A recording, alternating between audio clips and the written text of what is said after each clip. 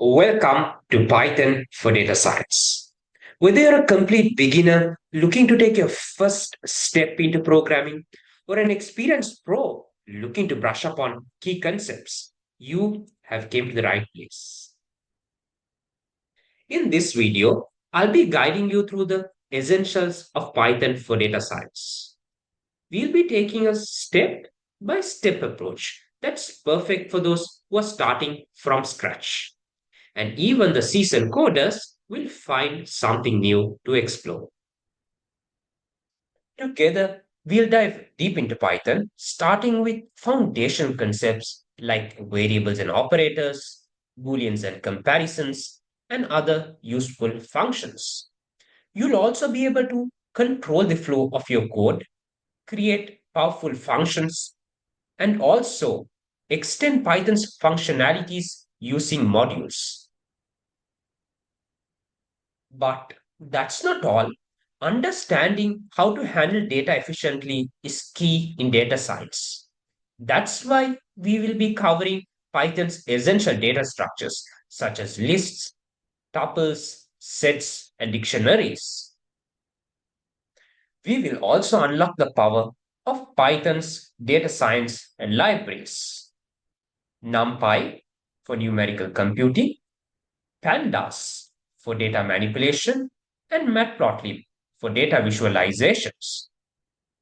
By the end of this journey, you will be equipped with all the tools that you need to analyze and visualize real world data.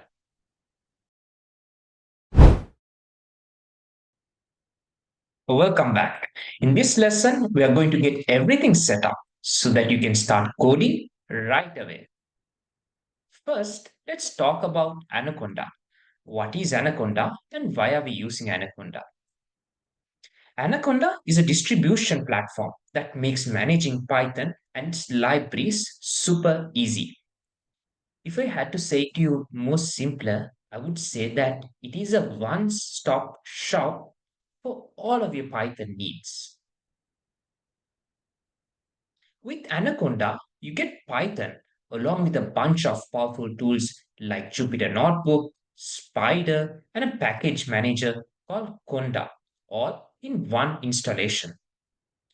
This setup makes it ideal for data science projects where you'll often need specific versions of libraries. All right, then why not just install Python directly? Well, you can install Python directly, but using Anaconda simplifies things. It's particularly useful if you're planning to use data science libraries like Pandas, NumPy, or Matplotlib, which we will be using throughout this course. Anaconda also allows you to create isolated environments for different projects so that you don't run into conflicts with different package versions.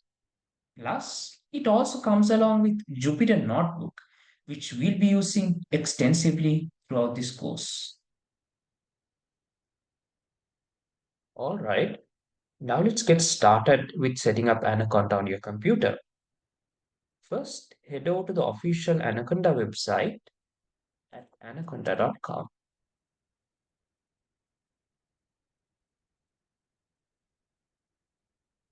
And then click the free download button, which you can see on top of your screen. And then you'll be asked to provide an email to download it. If you want, you can skip this as well by clicking the skip registration button. And then if you're using Windows, you can click this download on Windows button, and then the download will begin. So here the download will begin, and this would take some time. And I'll skip this because I already have it downloaded, but you can easily download it just like any other software.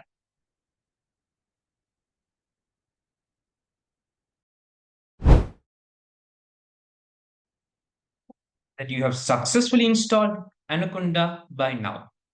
And in this section, we are diving into how to launch and use the Jupyter Notebook. But first of all, what is Jupyter Notebook?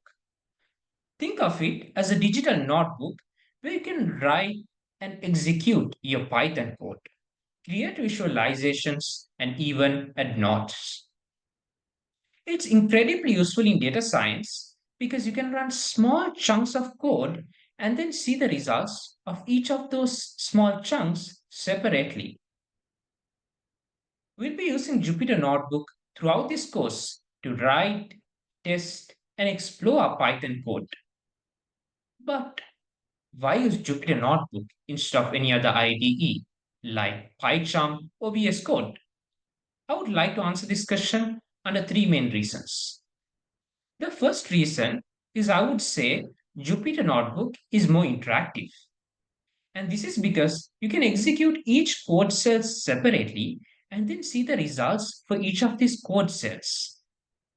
And the second reason is that Jupyter Notebook provides easy data visualizations right on your notebook. And the third reason is that it supports both code and documentation. This is because you can explain what your code is using the markdown cells in the Jupyter Notebook, which I'll be showing later. And using these markdown cells, it'll be easy for both you as well as others to understand your code well. And now let's start exploring the Jupyter Notebook. First, let's launch the Jupyter Notebook. The easiest way to do this is through Anaconda Navigator. Let me open the Anaconda Navigator. Anaconda Navigator. You can find it by searching for Anaconda Navigator in your Start menu or Applications folder. So it's loading. This will take a bit time.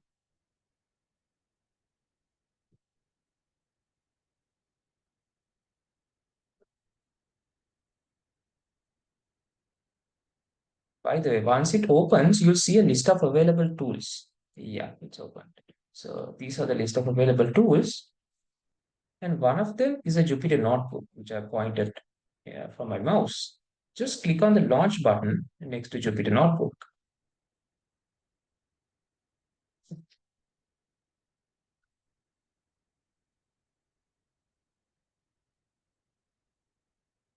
Yeah. So I click the launch button and then a new tab opened in my default web browser. This is where all of your files and folders are displayed.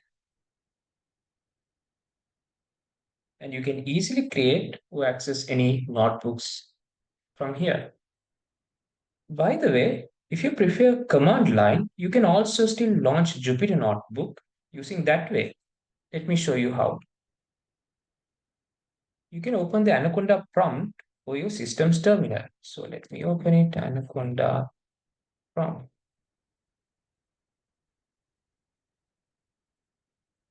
And then type Jupyter Notebook and hit enter. Jupyter Notebook and hit enter. So just like with the navigator, Jupyter will open in your web browser in the same way. So this takes some time. Ah, yeah, it's open. Okay. This is the one which I opened just now. And this was the previous one. I'll just close one for now, will you? All right. So now let's create a new notebook and start coding. For this, you need to click on the new button at the top right and then select Python 3. So yeah, here I need to select Python 3. Great, it's created. Now let's try to understand the interface better. As I previously mentioned in the beginning, here we write and execute code inside these cells. So you can run individual cells without needing to execute the entire script like any other IDE. And then let's try to rename our file name. So this is the file name. Let me try to rename the file name to something like Python for data science. Rename. Okay, so I've renamed my file name. And next, I want to introduce you to the markdown cell. So currently I've selected, currently this is a code cell and I can convert it into a markdown cell. Let me change it into markdown. So we use markdown cells when describing the code and etc. So let me try to maybe add a heading using a markdown cell. So if we need to add a heading, we need to add a hashtag at the beginning, or else it will be considered as a normal description. Let me put a heading like Python tutorial. Perfect. And let me add a description as well. Markdown and a description like something like hmm, I am going to write my first Python code. Okay,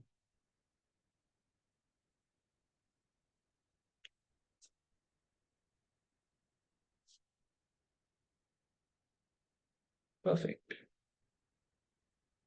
So now let's try to write our first Python code. So let me use print. And by the way, we use print to print anything the screen. And then I put the double, and then I put the parenthesis and then double quotes. So anything you write within the double quotes will be printed in the screen. So let me put something like hello world within these double quotes. So that is supposed to be printed in the screen. So either I can click the run button or I can or I can press shift plus enter. I'll press shift plus enter because it's more convenient for me. Great. So here hello world is being displayed. By the way, there are many other short cuts as well in Jupyter Notebook. You can find many other short cuts by going to help and then go for keyboard shortcuts. So this will show us a big list of shortcuts which are available for us to use. You can take your time and have a look on this.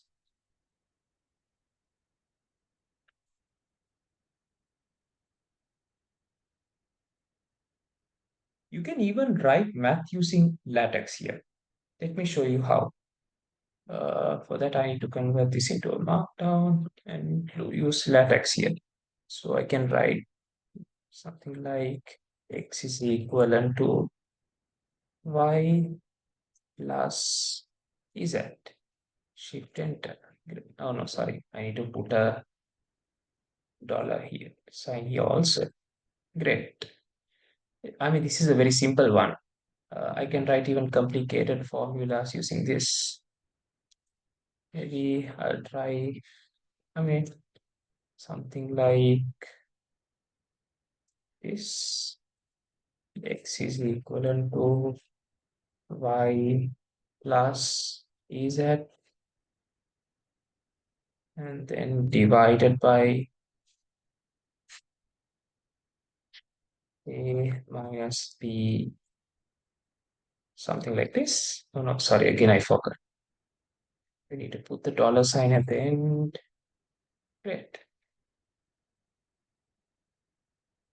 And one more thing, Jupyter automatically saves your work. So all of these works are being automatically saved, but it takes some time. That's why it's showing it unsaved changes. It takes some time, but you can manually save it at any time by clicking the on save button on the toolbar, or you can press Control plus S. Great, it's saved, auto saved.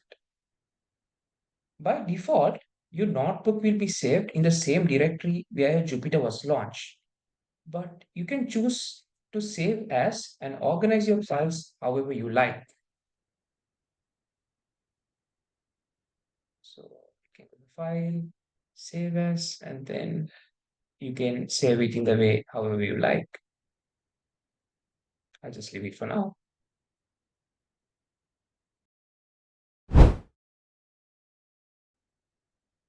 In this section, we'll dive into one of the most fundamental concepts in Python, which is variables and operators. Think of variables as a container that stores data. Instead of writing the same value multiple times, you can just assign it to a variable and then use the variable's name. For example, Let's say if you want to store the number 10 in a variable, you can maybe write it as x is equal to 10. Let me try it. X is equal to 10. And now within the variable x, the value of 10 have been saved. So when I try to print x, I'll get the value of 10.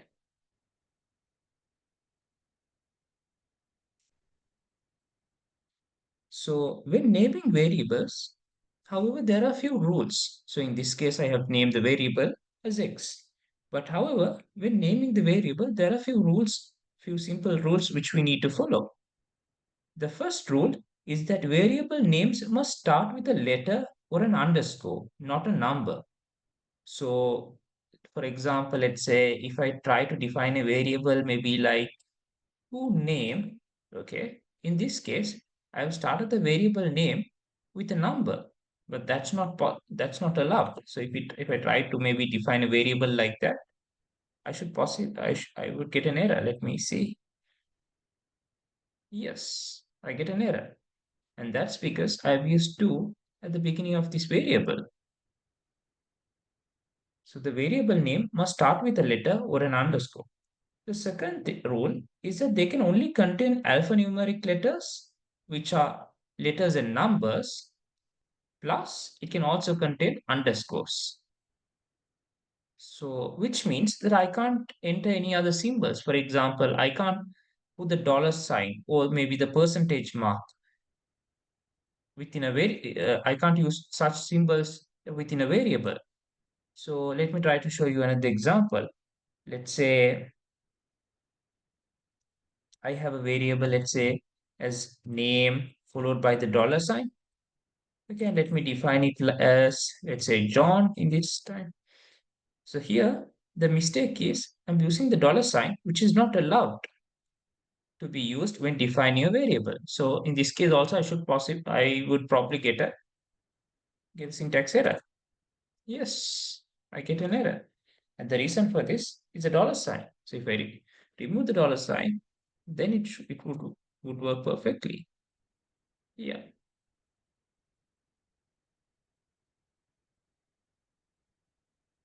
And the next thing which we need to keep in mind is when defining variables, we need to keep in mind that Python is case sensitive. So let's say in this case, I define the variable name as John.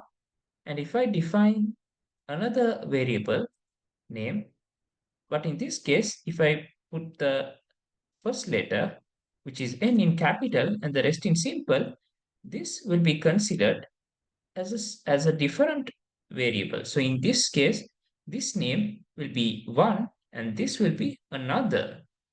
So this case, let me define this as, let's say, Thomas, right?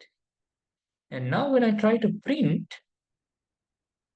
this name and this name, so in this case, everything is simple. And in this case, the first letter is capital. So when I print both of this, I get John and Thomas. So by this, we can understand that Python is case sensitive. So you need to be very careful when you uh, define the variable names. Python also supports different data types. Let's cover few of the most common data types. First, let's look into integers. Right, so when we talk about integers, whole numbers like maybe 1, 2, 3, 4, 5, whatever, 100, 200, 500, 1,000, or even negative numbers like 20, 40, 45, whatever, all of them belong to integers.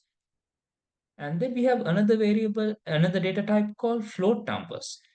In float numbers, decimal numbers like 0.5, 1.7, 3.14, which is the value of pi, right? Or even maybe negative numbers like minus 12.32, whatever, minus 7.5, right? All of those decimal numbers belong to the category of float numbers. And then we have string, another data type called string in Python. So if you look at a string, the text or characters inside the quotes, like maybe hello Python, right? Something like this, hello, or maybe Python, whatever inside a quote belongs to the data type of string. And even if you try to put a number within the quotes, let's say you're trying to put a number like 23, which is an integer number within a quote, but still in this case, this will be considered as a string because you have put the double quotes here.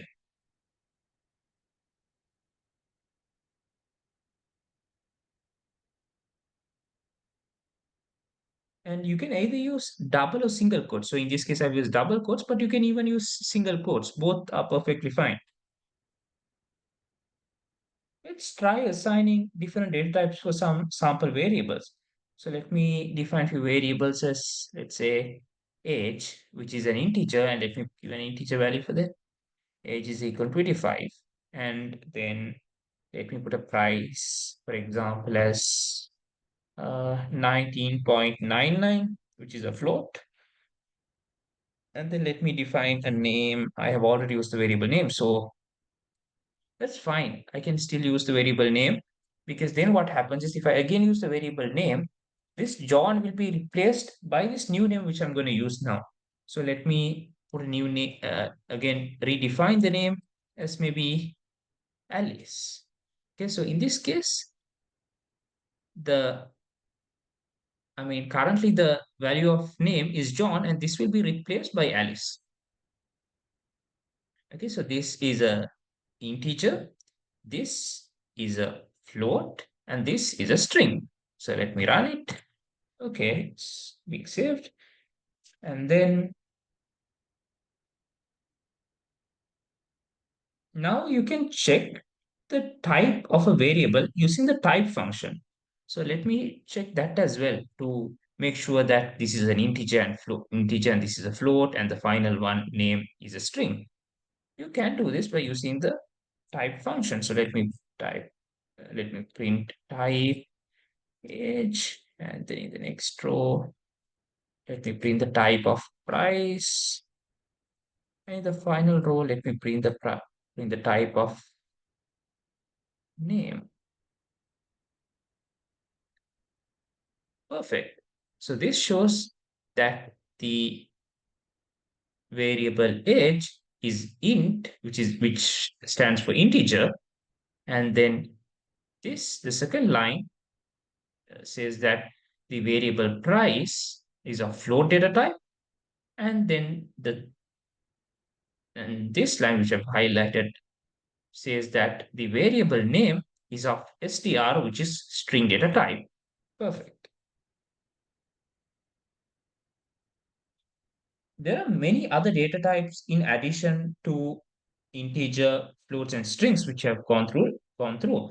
But these are the most common data types which you can see, which you would meet oftenly. For example, you can write maybe even a complex number.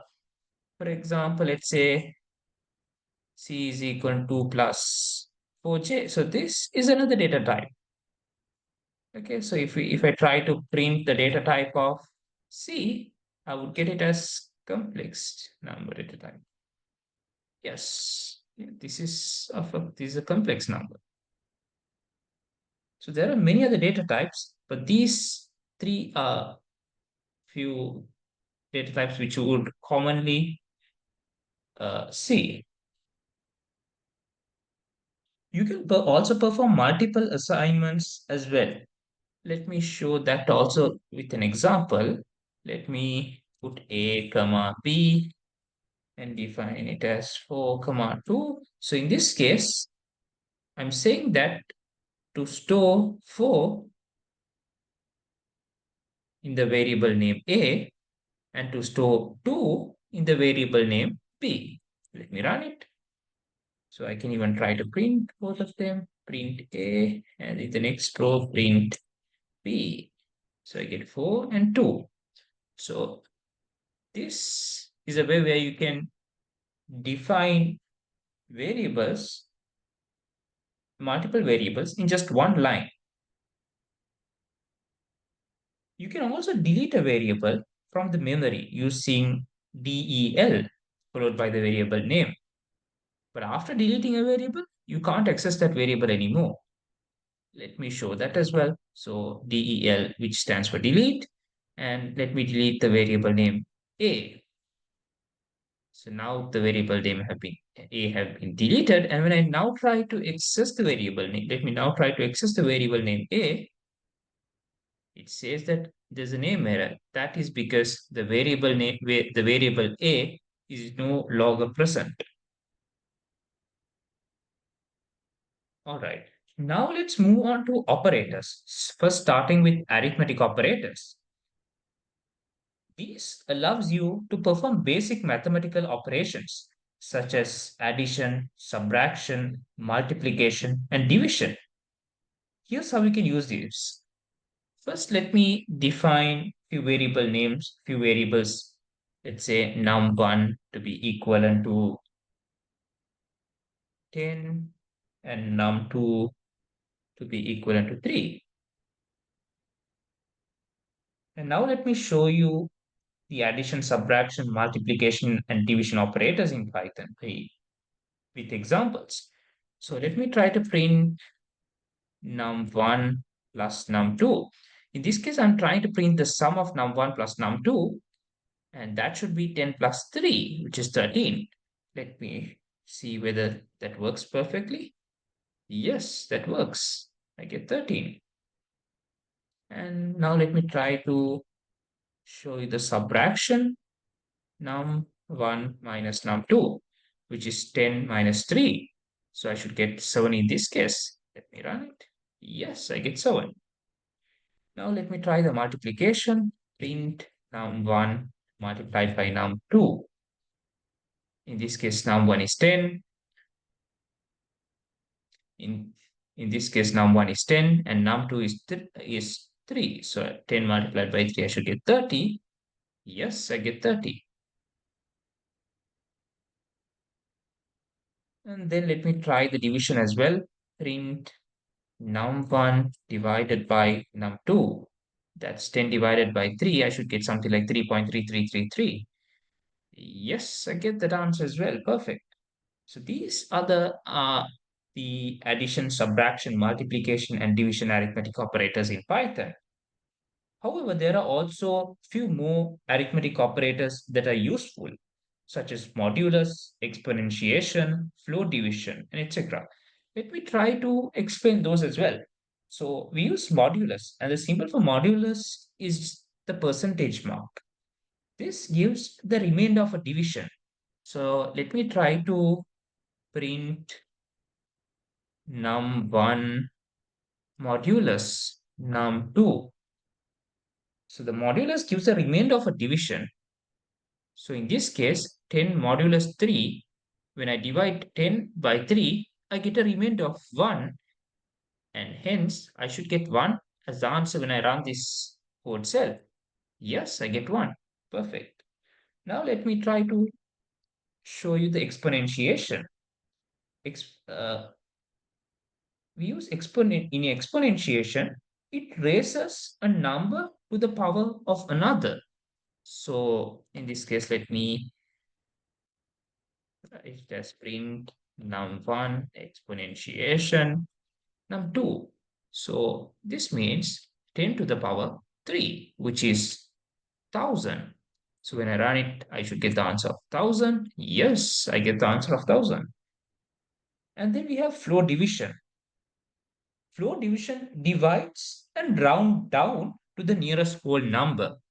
So print num1 floor division num2.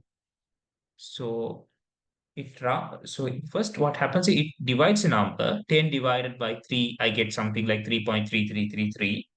And then it takes this answer and it rounds down, and this number 3.333 is not a whole number, so it rounds down to the nearest whole number, which is 3.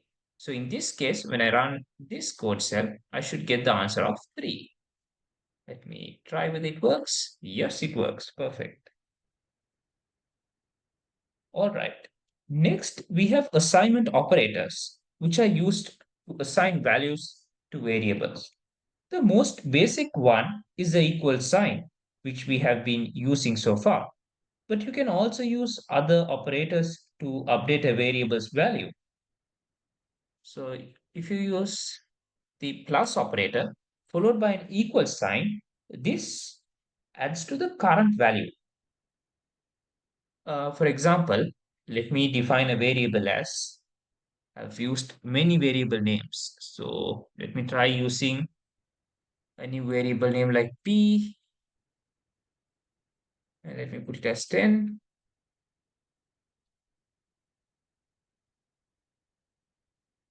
Okay, so now let me write p plus followed by equal sign and then put 5 here.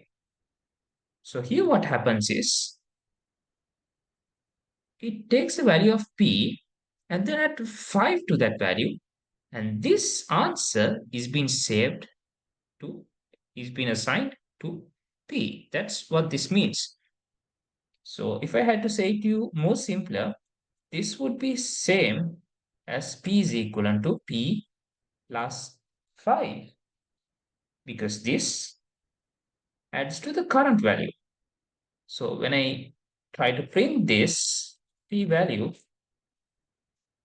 it takes the value of p, add 5 to the value of p, and then it is assigned to p again. So in this case, it's p plus 5, which is 10 plus 5, and hence I should get 15. So let me run this and see whether I get 15. Yes, I get 15. Next, we have another assignment operator, which is the minus sign followed by the equal mark. And in this case, this means that you are subtracting from the current value. Let me try to show you this also with an example. Let me define a variable as q is equivalent to 12. And now let me use that symbol q minus equivalent, let's say 3. So in this case, what happens is I'm taking the value of q and subtracting 3 from that value, and this answer is assigned to the variable q again. So again, this is equal. This is same as writing q is equal to q minus 3, but it's more simple than writing this entire thing, right? It's more simple. So when I try to print q again, the answer should be 12 minus 3, which is 9. Let me see whether it works. Yes, it works. And then we have the multiplication mark followed by the equivalent sign. In this case, it multiplies the current value. So let me define another variable as r in this case, and let me assign it to 3. And then when I write r multiplication equivalent to, here what happens is it takes value of r and then multiplies it by 2 and then assigns that answer again into r. So it is simply as r equivalent to r multiplied by 2, which is 3 multiplied by 2, 6. So let's see whether we get 6 as the answer. Yes, we get 6. And then we have the division sign followed by the equivalent mark. This divides the current value. So let me show you that also with an example. Let's define another variable as s is equal to 10. Let's write s divided by equivalent sign 2. So here what happens is it takes the value of s, divides the value by 2, and then it assigns this answer back to s. So this is same as s is equivalent to s divided by 2. So in this case, 10 divided by 2, which is 5. So let's look whether do we get 5 when I print this answer. Yes, we get 5. And that's it for this section on variables and operators. You now know how to create and name variables, work with different data types, and use a variety of operators. Welcome back. In this section, we'll explore Booleans and comparison operators in Python. To start, let's talk about Booleans first. A Boolean is one of the simplest data types in Python, and it can have only two possible values, which are either true or false. By the way, in some other programming languages, we use 1 and 0 instead of true and false, but here in Python, we use true and false. These values are often the results of comparisons or logical operations. For example, let me define a variable as is sunny and let me assign it to be true and okay. And let's check the data type of is sunny now using the type function. So print the type of is sunny, right?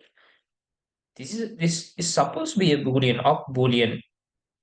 I mean, this is a Boolean, it's supposed to have a Boolean value, but let's double check it. It's bool, stands for Boolean, right? So it's a Boolean value.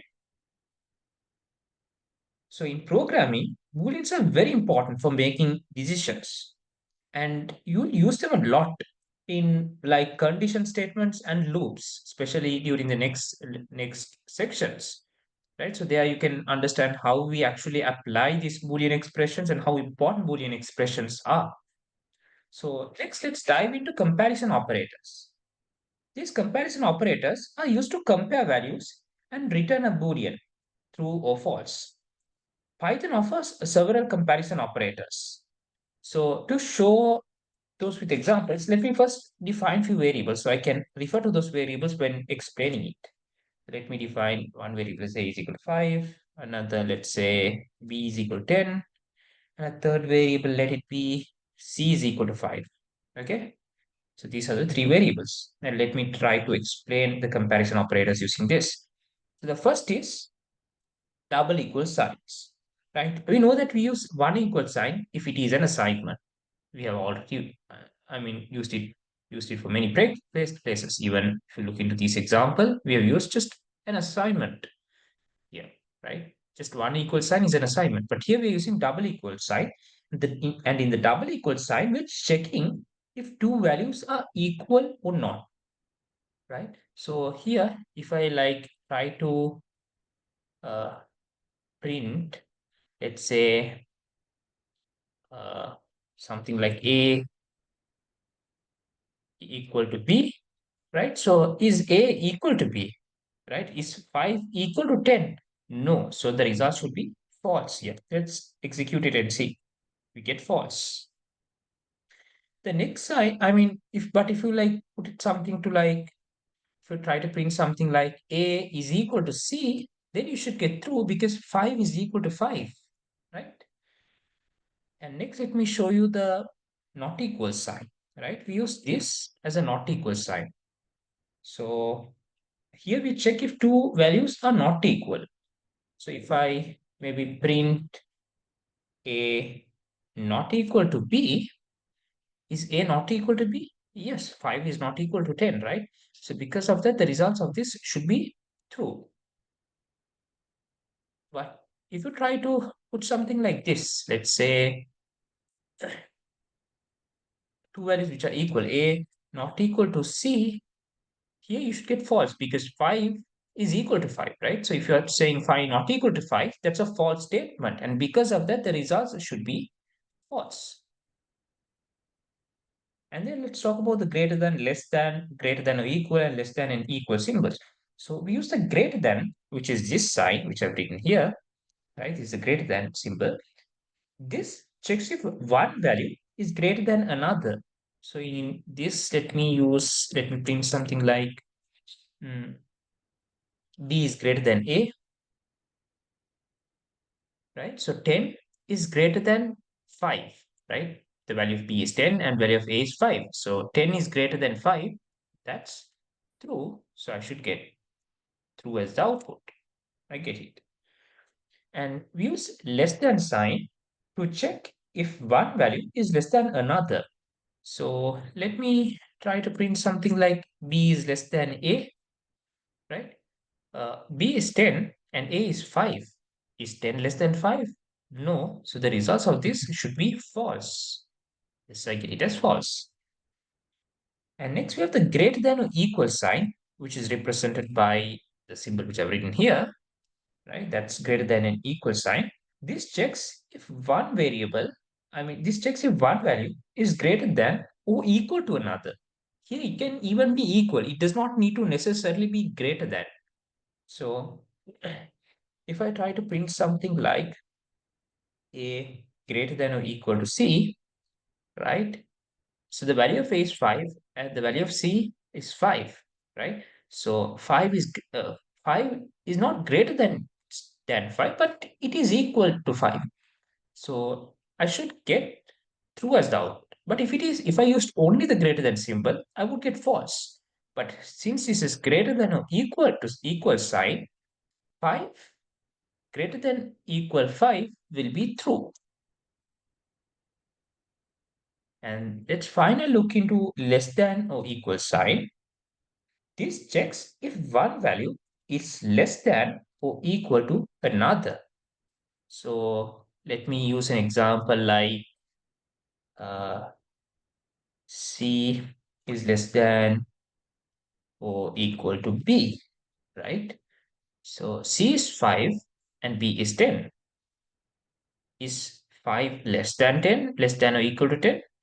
Yes. So the output should be true.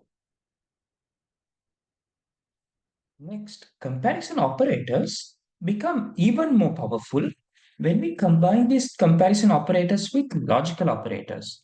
In Python, in Python, we have three main logical operators, which are the AND operator, O operator, and the NOT operator.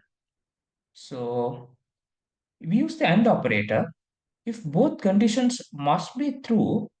In the AND operator, both conditions must be true for the final result to be true. And then we have the O operator.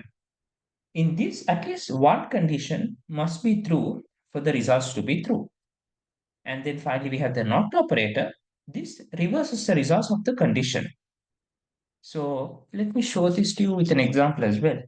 So let me define again three variables like x is equivalent to 10, y is equal to 12, and let me assign 5 into z, right?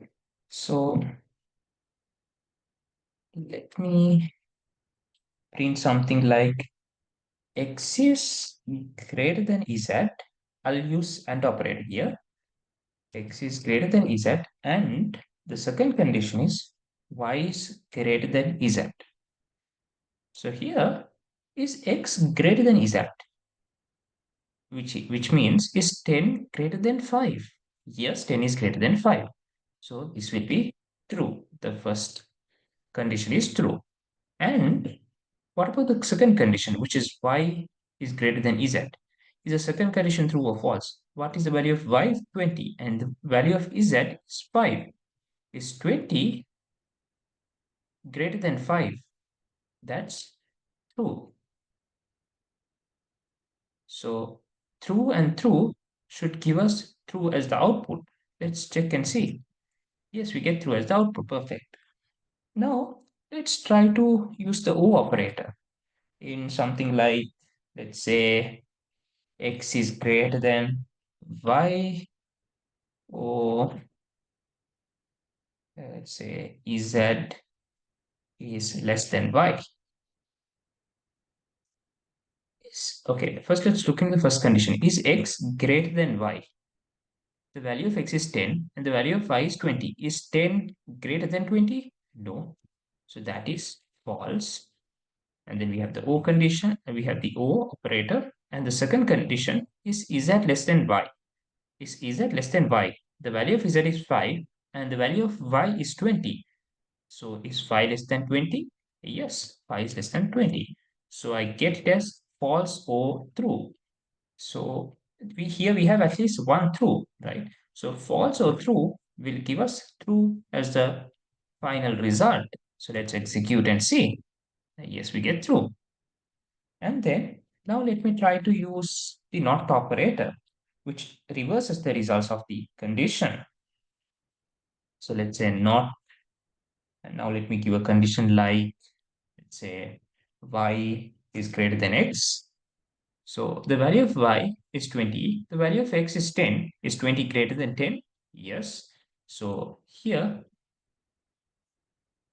it'll be like not true, right? Because y greater than x will give a result of true, and that will be reversed using the not operator, and hence I'm supposed to get false. Let's check. I get false. Okay. Now that we have covered comparison and logical operators, let's focus on how you can write and evaluate more complex Boolean expression. These are essential for like controlling the flow of your programs, especially in if-else statements. Here's an example to check if someone is eligible to drive. So let me define two variables, let's say as age, let it be just 25 for now. And let's say another variable as has license true, right? And what I'm trying to do is I'm trying to determine whether this person can drive or not. So let's say in the particular country which I stay, let's say in a particular country, for you to be able to drive, your age should be greater than or equal to 18. And there should be another condition also to be satisfied. You should also have license, right?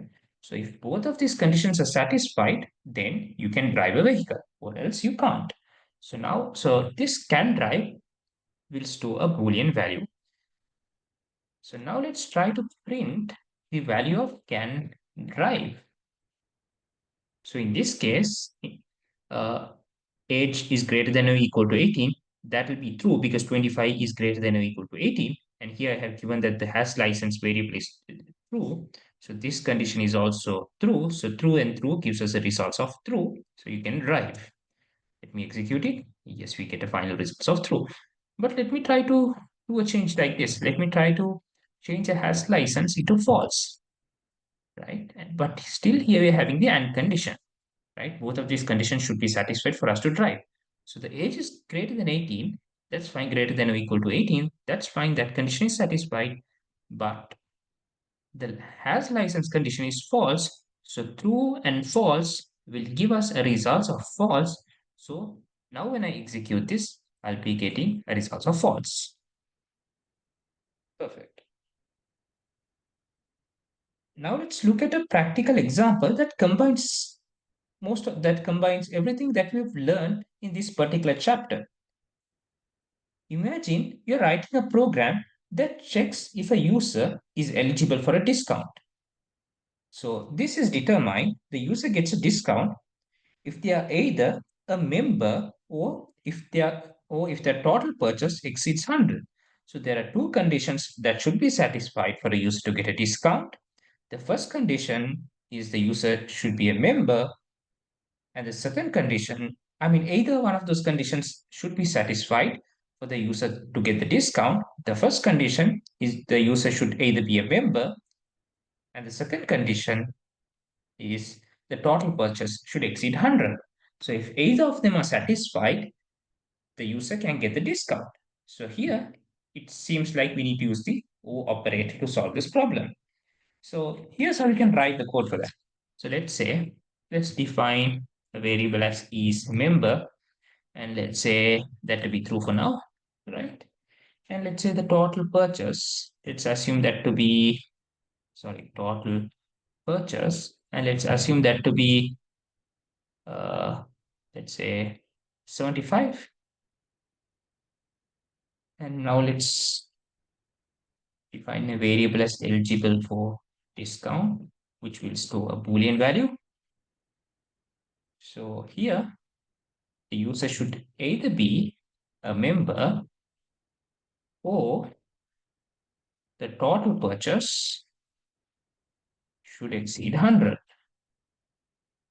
So if either of these conditions are satisfied, the user will be eligible for the discount. And now let's try to print the results. A very simple program, right?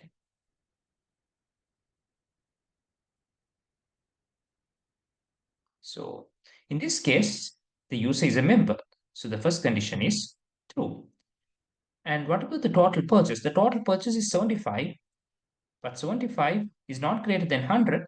So the second condition is false. But here we have used the or statement. So true or false will be giving us true as the final output. So in this case, the user is eligible for the discount. Let me make the member false. Now what happens? Now the user is not a member and the total purchase is less than 100. So each member is false. And the second condition, which is total purchase, that total purchase greater than 100, that is also false because 75 is not greater than 100. So false or false will give us false as the output. Let me execute it. Yes, now we get false. So here you can see how the O operator helps check both conditions. So if the user is a member or the user has spent enough, so either of them should be satisfied to get the discount. So similarly, you can try writing your own condition-based decisions using the operators we have discussed in this section. For example, maybe you can check if someone qualifies for a loan based on their income and credit score. So you can like try various different problems using these operators. So it's better to maybe practice a few similar questions. So that's it for this lesson on Booleans and comparisons in Python.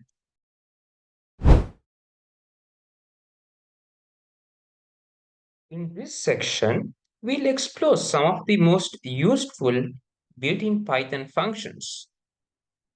Functions are blocks of reusable code designed to perform a specific task.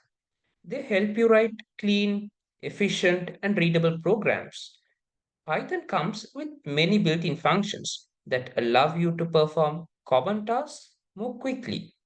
Let's start first with the length function. The length function is used to get the number of items in a list, string, tuple, or any other iterable. By the way, we'll study more about list, strings, and tuples in the next section of the course. So don't worry too much about these data structures for now. The length function, which is written by len followed by parenthesis, is extremely useful when you need to quickly count elements. Let's look into a few examples. Let me define a variable as my underscore list and let that be a list of, let's say, 10, 20, 30, 40. Okay. So now this is a list. Let me now print the length of my list using the length function. So here I have 4 elements. So the length of this list should be 4. Let's check. It's 4. Perfect. Now we can define a tuple. Let's say that to be John, Peter, George. And now let's print the length of this tuple.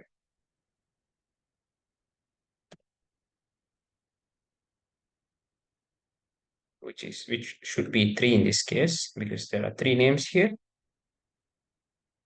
We can even use the length function for strings. So for example, I'll define a string as my string and let it be something like, let's say,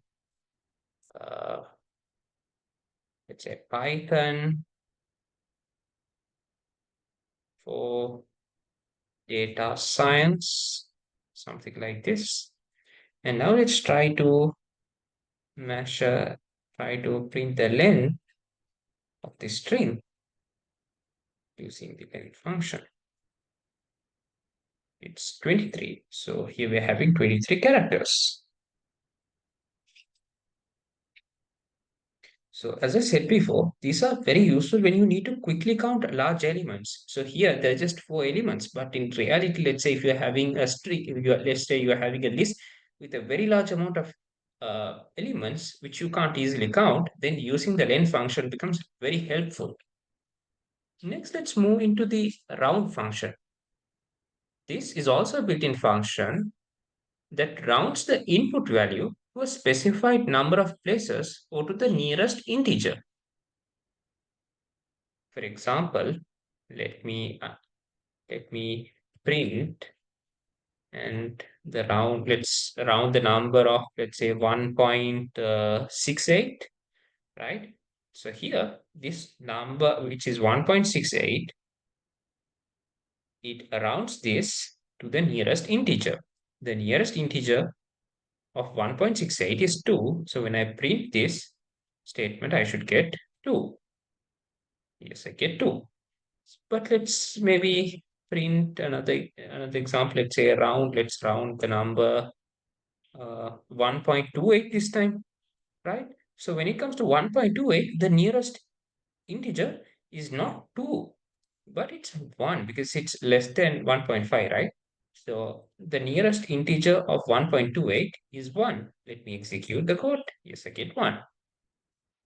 If you send only one argument, that number is rounded to the nearest whole number. So in both of these cases, I have provided only one argument, and that's why it's rounded to the nearest whole number. However, if it accepts two arguments, then it rounds the first number to the number of decimal places which is mentioned by the second number. Let me show that also with an example. Let me print round, let's say 4.31782, something like this. And let me round it into 3 decimal places. So this means I'm saying this round function to round this number, which is 4.31782, into 3 decimal places. So I should get 4 point, when I round it to 3 decimal places, I should get 4.318, right? So let me execute the code and see whether I get 4.318. I get 4.318, perfect. Next, let's move into the div mod function. The div mod function outputs the quotient and the remainder in a tuple. So let's say, the div mod function would look like something like this. Let's say the two numbers to be x and y. So it would look like this. So what happens is it represents the quotient and the remainder, right? When x is divided by y, it shows the quotient and the remainder. That's what the div mod function does. So let me show it with an example for you. Let me define a variable as g and apply the div mod built-in function. Let's let the two numbers be, let's say 34, 9, right? So here what happens is 34 is being divided by 9. So when 34 is being divided by 9, the quotient, right? The quotient would be, I'll just put Q for the quotient for now, right? The quotient would be 9, 18, 27, which is 3. And then the remainder would be 34 minus 27, which is 7, right? So I should get an output like 3, 7, right? So when I try to print G, I should get 3, 7, right? So let me print it. Yeah, I get 3.3, 7. Let's also try to print the type of G, because I said you get it as a tuple, right? So let's see whether the type is the data type, whether it is a tuple. It's a tuple. Perfect. For now, just know that this is an example of a tuple. As I previously mentioned, we'll discuss further about tuple in a later section of this course. Next, let's move into the isInstance function. The isInstance function returns true, right? The isInstance function returns true if the first argument is an instance of that class. Multiple classes can also be checked at once. So, I mean, the isInstance argument, isInstance built-in function would look something like this, right? So, let me show it with an example. Print isInstance, let's say 1 comma int, right? So here it returns true if 1 is an instance of the integer class, right? So we know that 1 is an integer, so it is an instance of the integer class, and hence we should get through when I execute this statement. Let's see. Yes, we get through. Now let me print, let's say is instance, let's say 1.0 comma int.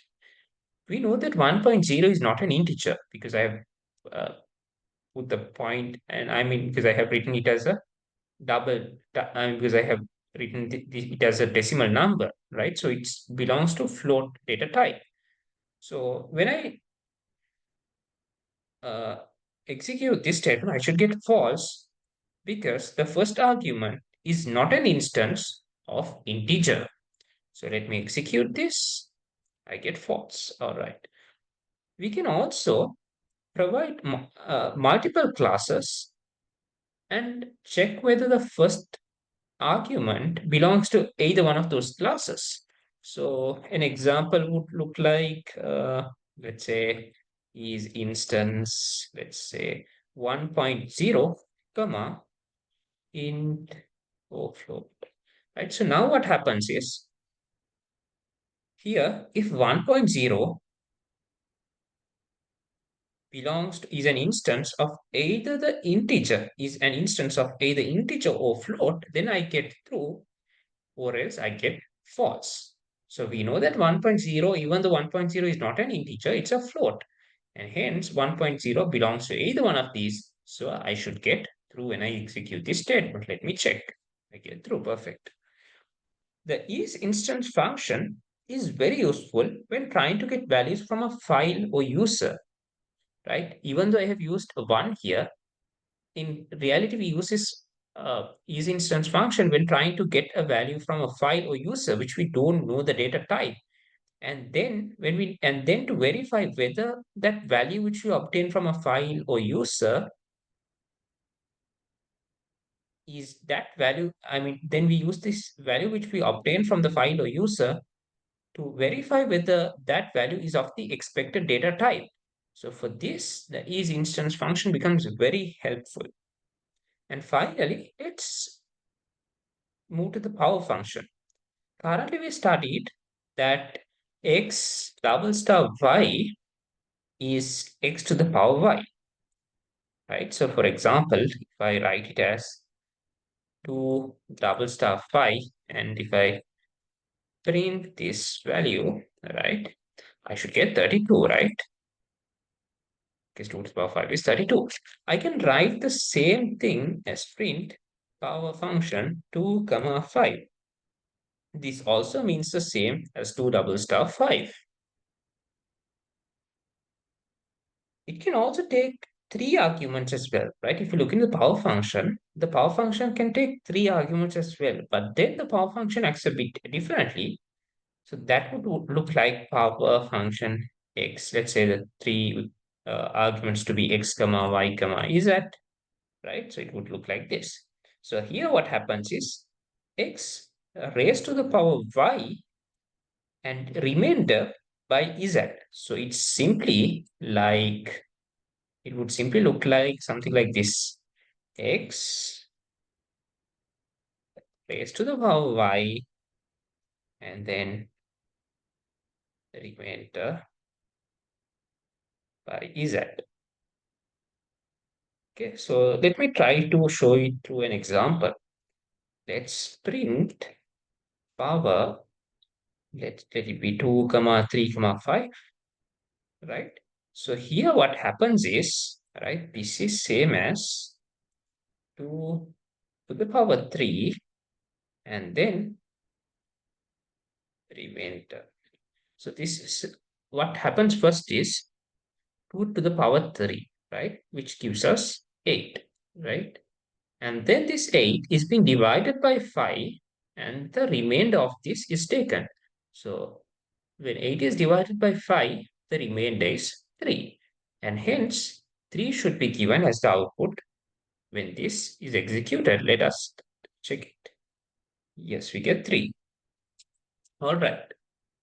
So next, let's talk about converting data types. Python gives us key functions for converting data between different data types. These are incredibly useful when you need to transform one type of data into another, like turning numbers into strings or vice versa. So here's how you can convert a number to a string. Let's say you have a number as 100. Okay. So if you print the type of this, it should be an integer, right? Print type num, right? This should be an integer. Yes, it's an integer. Now let me convert this integer into a string using the string function, right? Using the str function. Str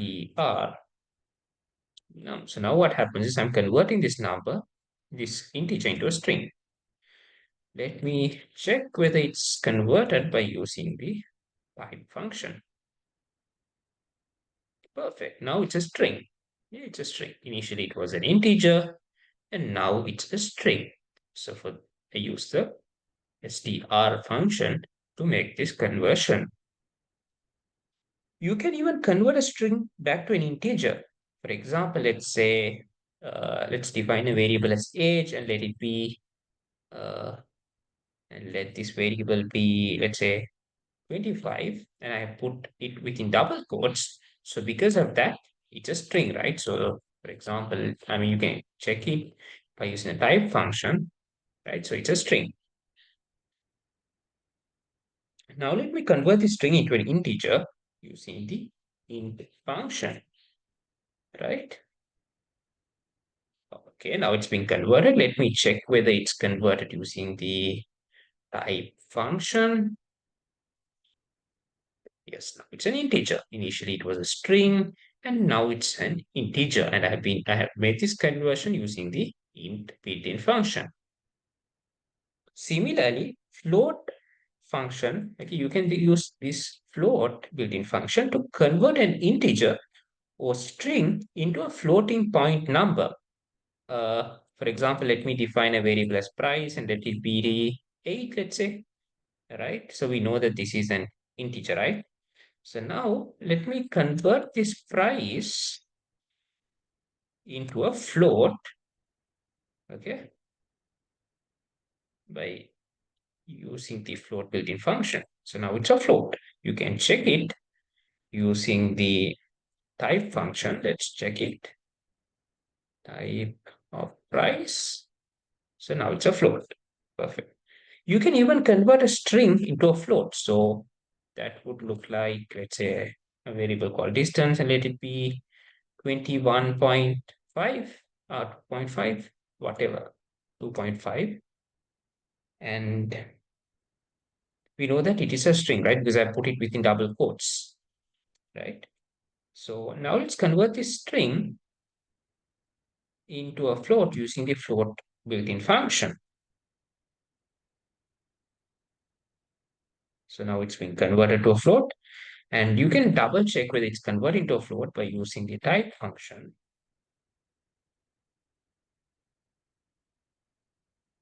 Yes, now it's been converted to a float.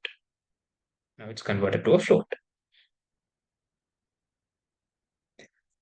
All right. So next, let's look into the input function. This input function allows you to take input from the user. And you need to keep this in mind. This is very important. The input is always received as a string, even if the user enters a number, right? Using the input function, even if the user enters a number, still that's taken as a string using the input function. Let's see an example. Let's say, let's use the input function. Input, let's say, what is your name, right? Let me execute it. So whatever, I mean, this is the input function, right? We put input and then parentheses, and within that you can use single double quotes and enter whatever you want. I mean, you can put whatever you want here. So this is what displays when asking for the input, right? So let me execute it. What is your name? Let me put it Sakib, right? All right, enter.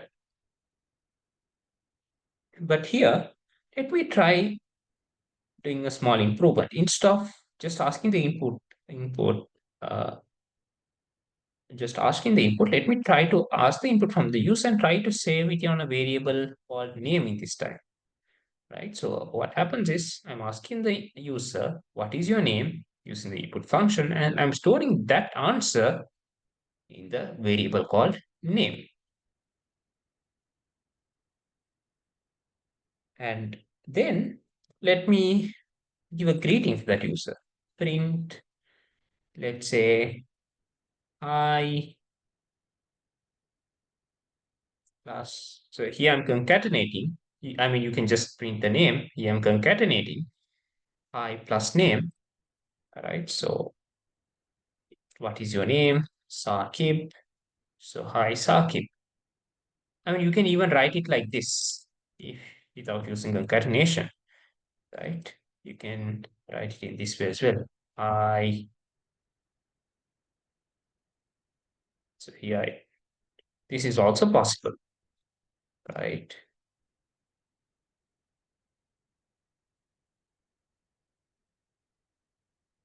If you want to work with numbers, you can combine input with int or float because, as I said previously, whenever you take an input, it will be taken as a string, right? So if that input, I mean, is a number, and if you want to work with that numbers in future, then it's very important that you convert this input value, which is a string, to a number. So for this, you can use either the int or float function to convert the input into a numeric type.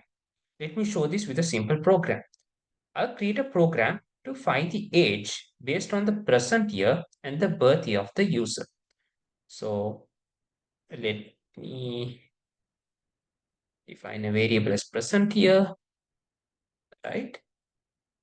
And ask for the user for the present year. Enter the present year. So what happens here is that I'm asking the user for the present year and I'm storing it on the present year variable. But now it's being saved in the present year variable as a string. And that's what I want to. I want to find the age using the present year. So for that, I can't use a string to find the age.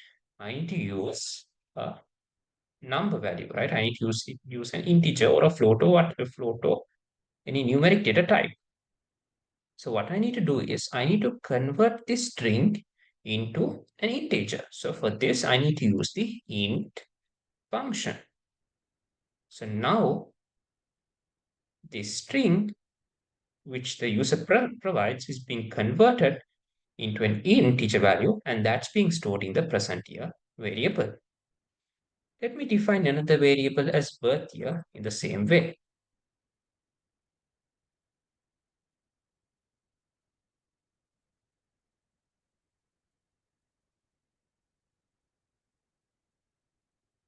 So here I'm asking the user, what is your birth year? And when the user provides a birth year, in the same manner, I'm converting it into an integer and saving it as in the birth year variable.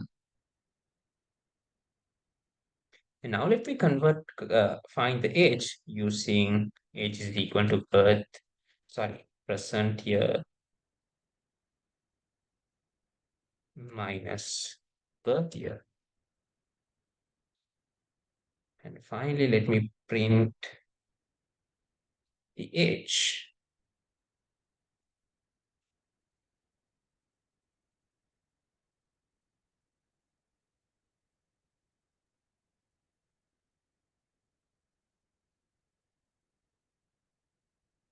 So here I have been able to use this function only because I converted these data type, these input values into an integer.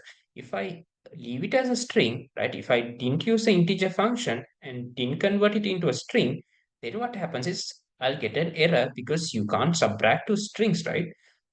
This was only possible because I converted the inputs into an integer using the int function. So let me execute this, enter the present here. It's 2024. So let me enter 2024. What is your birth year? It's 2004. So you are 20 years old. In addition to the built-in function, which we have studied so far, there are many more built-in functions in Python, and you do not necessarily need to memorize all of those built-in functions, right? So so for this, the Python documentation becomes very important, right? The Python documentation is your best friend when it comes to discovering and learning new built-in functions. So simply you need to know, I mean, rather than memorizing, just understand how to apply these built-in functions. And for this, you can refer the Python documentation. You can simply go to the official Python documentation and search for built-in functions. There you can find a complete list along with explanations and examples, and that is very helpful.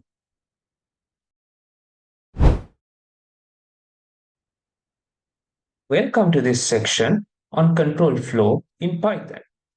Control flow refers to the order in which individual statements, instructions, or function calls are executed in a program.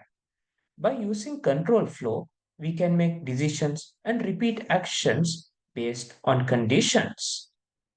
In this section, we'll cover the conditional statements, which are if, elif, and else conditional statements. We'll also cover the loops, for loops, and while loops.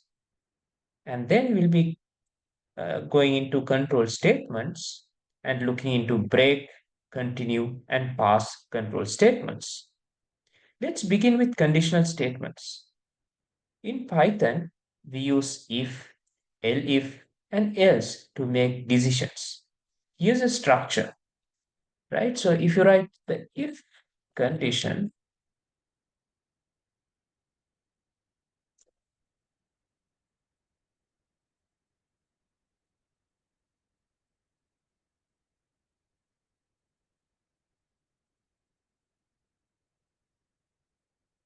so this is a structure of the if condition. So after the if, we have the condition, and then here we have the block of code which should be executed if the condition is true. It's very important to keep this indentation as well because unlike other programming languages, we're not using curly braces and etc. here, right? So keeping this indentation is very important. For example, if I uh, print something here and print, let's say, inside, I'll just type inside here. So this belongs to the if condition, right? All of this belongs into the if condition. But if I print anything without the indentation, let's say if I print something here, this is outside of the if condition. So that's very important that we keep the indentation here. Next, let's look into elif. So elif would be like, sorry,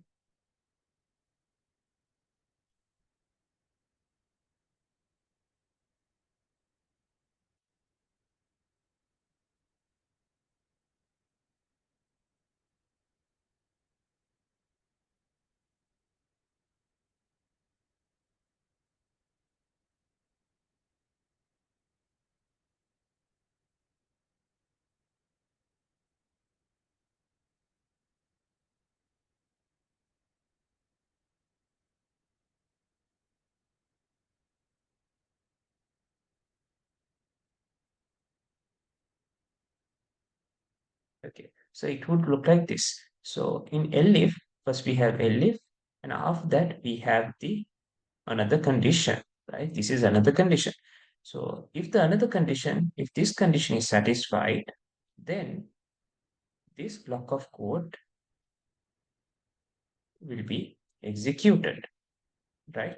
I mean, we can also have like multiple elifs as well, right? We can have multiple elif. That's also possible, right? We can have it like this. This is also possible, right? There is nothing that we need to have only one elif statement. We can have multiple elif statements as well.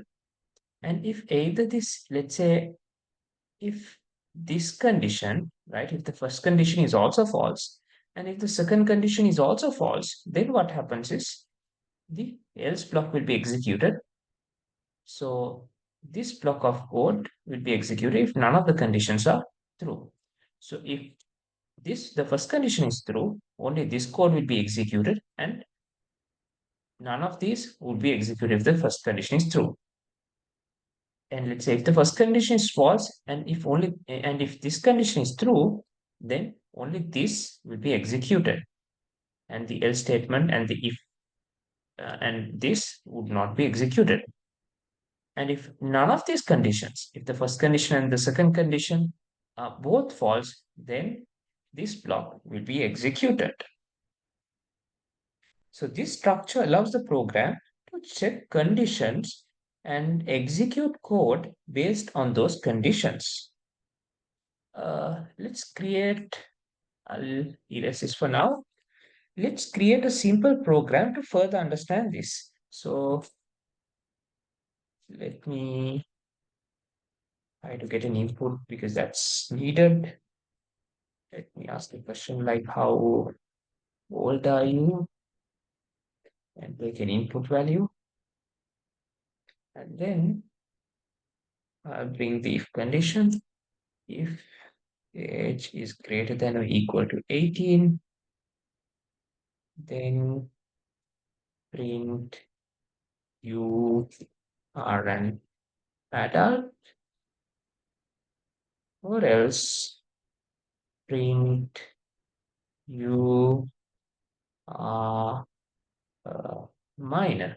Okay, so let's understand the structure of this. So here, when I execute this, it's asking for the age. Let's say you enter a value like 25.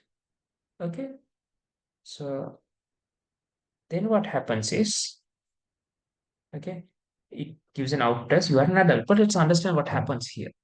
So you provide the value, and that value will be converted into integer and be stored in the age variable. We talked about that in the previous sections as well.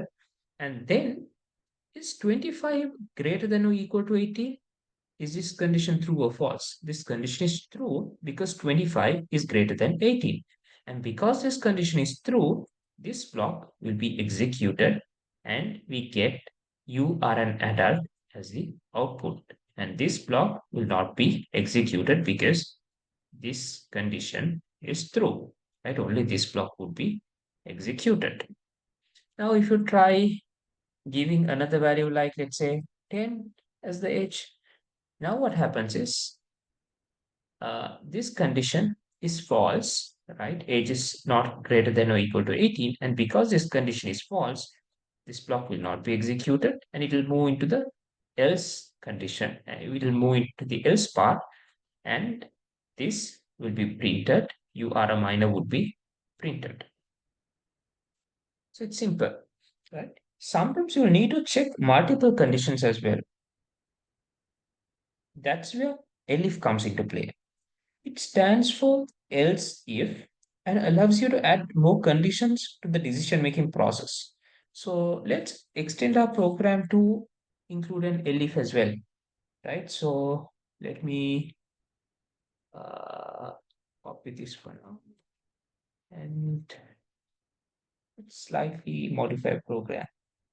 Let's say if age is less than 18, let's print or minor.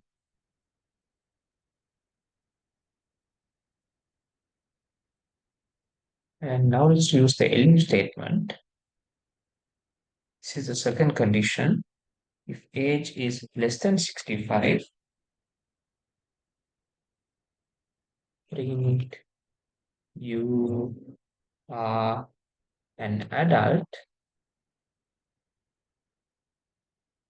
Or else, if none of these conditions are true, you'll move to the else block. Or else, print you are a senior. Print you are a senior. Let me execute it.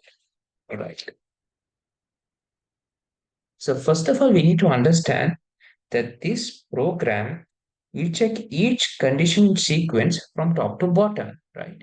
So let's say, how old are you?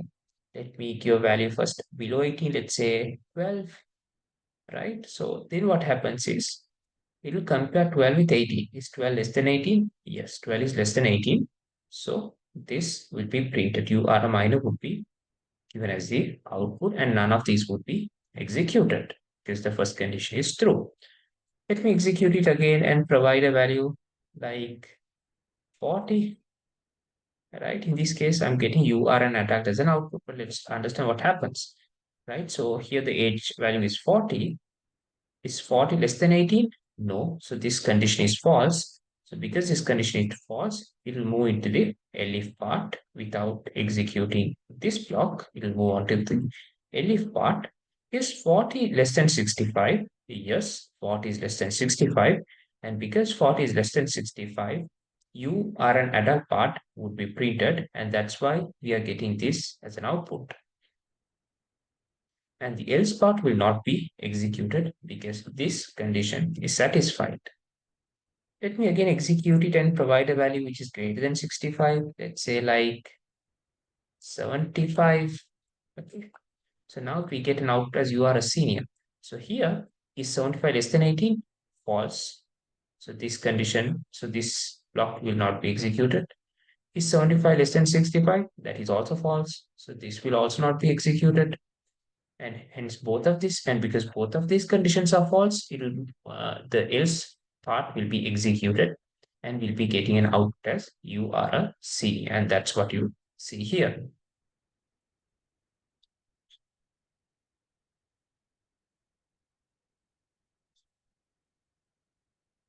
And sometimes you also need to make decisions within decisions. This is where nested if comes into play. Let's see an example where we check someone's age and then decide if they can run for a specific leadership role or not. So in this situation, we need to use the nested if statements. So let's create a code for that. Uh,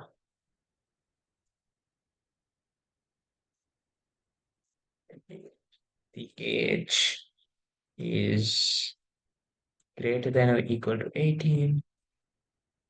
Then we need to include the nested if conditions.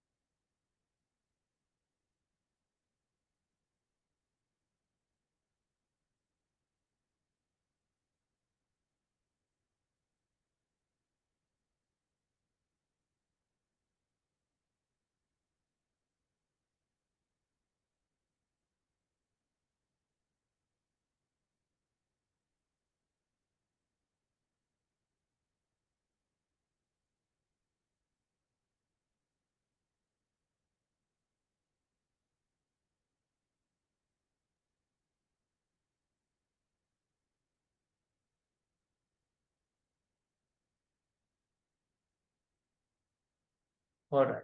In this case, if your age is greater than or equal to 25, then you can vote and run for a leadership role. You can do both. If your age is in between 18 to 25, then you can only vote, but you can't run for a leadership role. And if your age is less than 18, you're not eligible to vote or run for a leadership role. Right? So that's all about this program. right? So I have taken an input as age and then saved that in the variable 18, right? So let me execute it and try to explain this with examples. So let's say in the first case, your age is, let's say 30, right? So how old are you? The age is 30. So is 30 greater than or equal to 18? Yes. So this condition is true. So because this condition is true, we'll be moving into this block.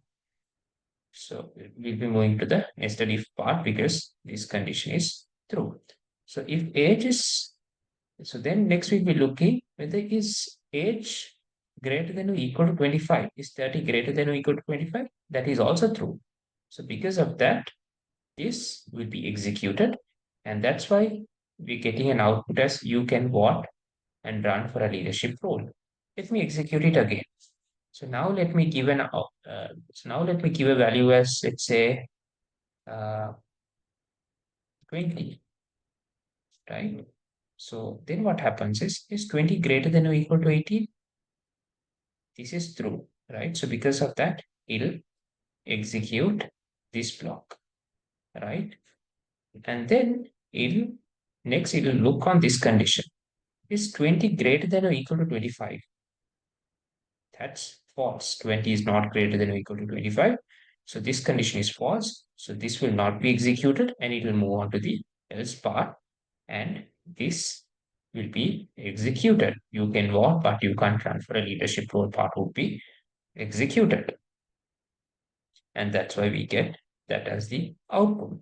Let me again execute this. And this time, let me provide the age as let's say 12, right? So now what happens is 12 greater than or equal to 18? That's false. 12 is not greater than or equal to 18, so that's false. So this block will not be executed, and hence the else part will be executed. And that's why we are getting you are not eligible to vote or run for a leadership role as the output. So here one if statement is inside another and therefore allowing more detailed checks, right? So that's where nested if becomes very important. Now let's look into loops. Loops allows us to repeat code multiple times. Python has two main types of loops, the for loop and the while loop. We'll first start with for loops, which are typically used for iterating over sequences like lists, strings, or ranges. A for loop is used to iterate over a sequence such as a list, tuple, or a string. Here's a basic structure of the for loop. First, we have the for, and then we have the item in sequence. And under that, we have the block of code to execute for each item. So this is the structure of the for loop. So for each of the sequence, let's say if it is a list, for each item in this list, if it is a string, for each item in the string, right, whatever, right, for each items, this block of code will be executed. So that's the structure of the for loop. So let's go ahead with an example. Let me define a list as fruits and include fruits like, let's say, apples, banana, and another fruit, let's say cherry, right? So for fruit in fruits, print fruit. Okay, so here instead of the item which I used previously, I've used fruit. You don't necessarily need to take fruit itself. You can take whatever here.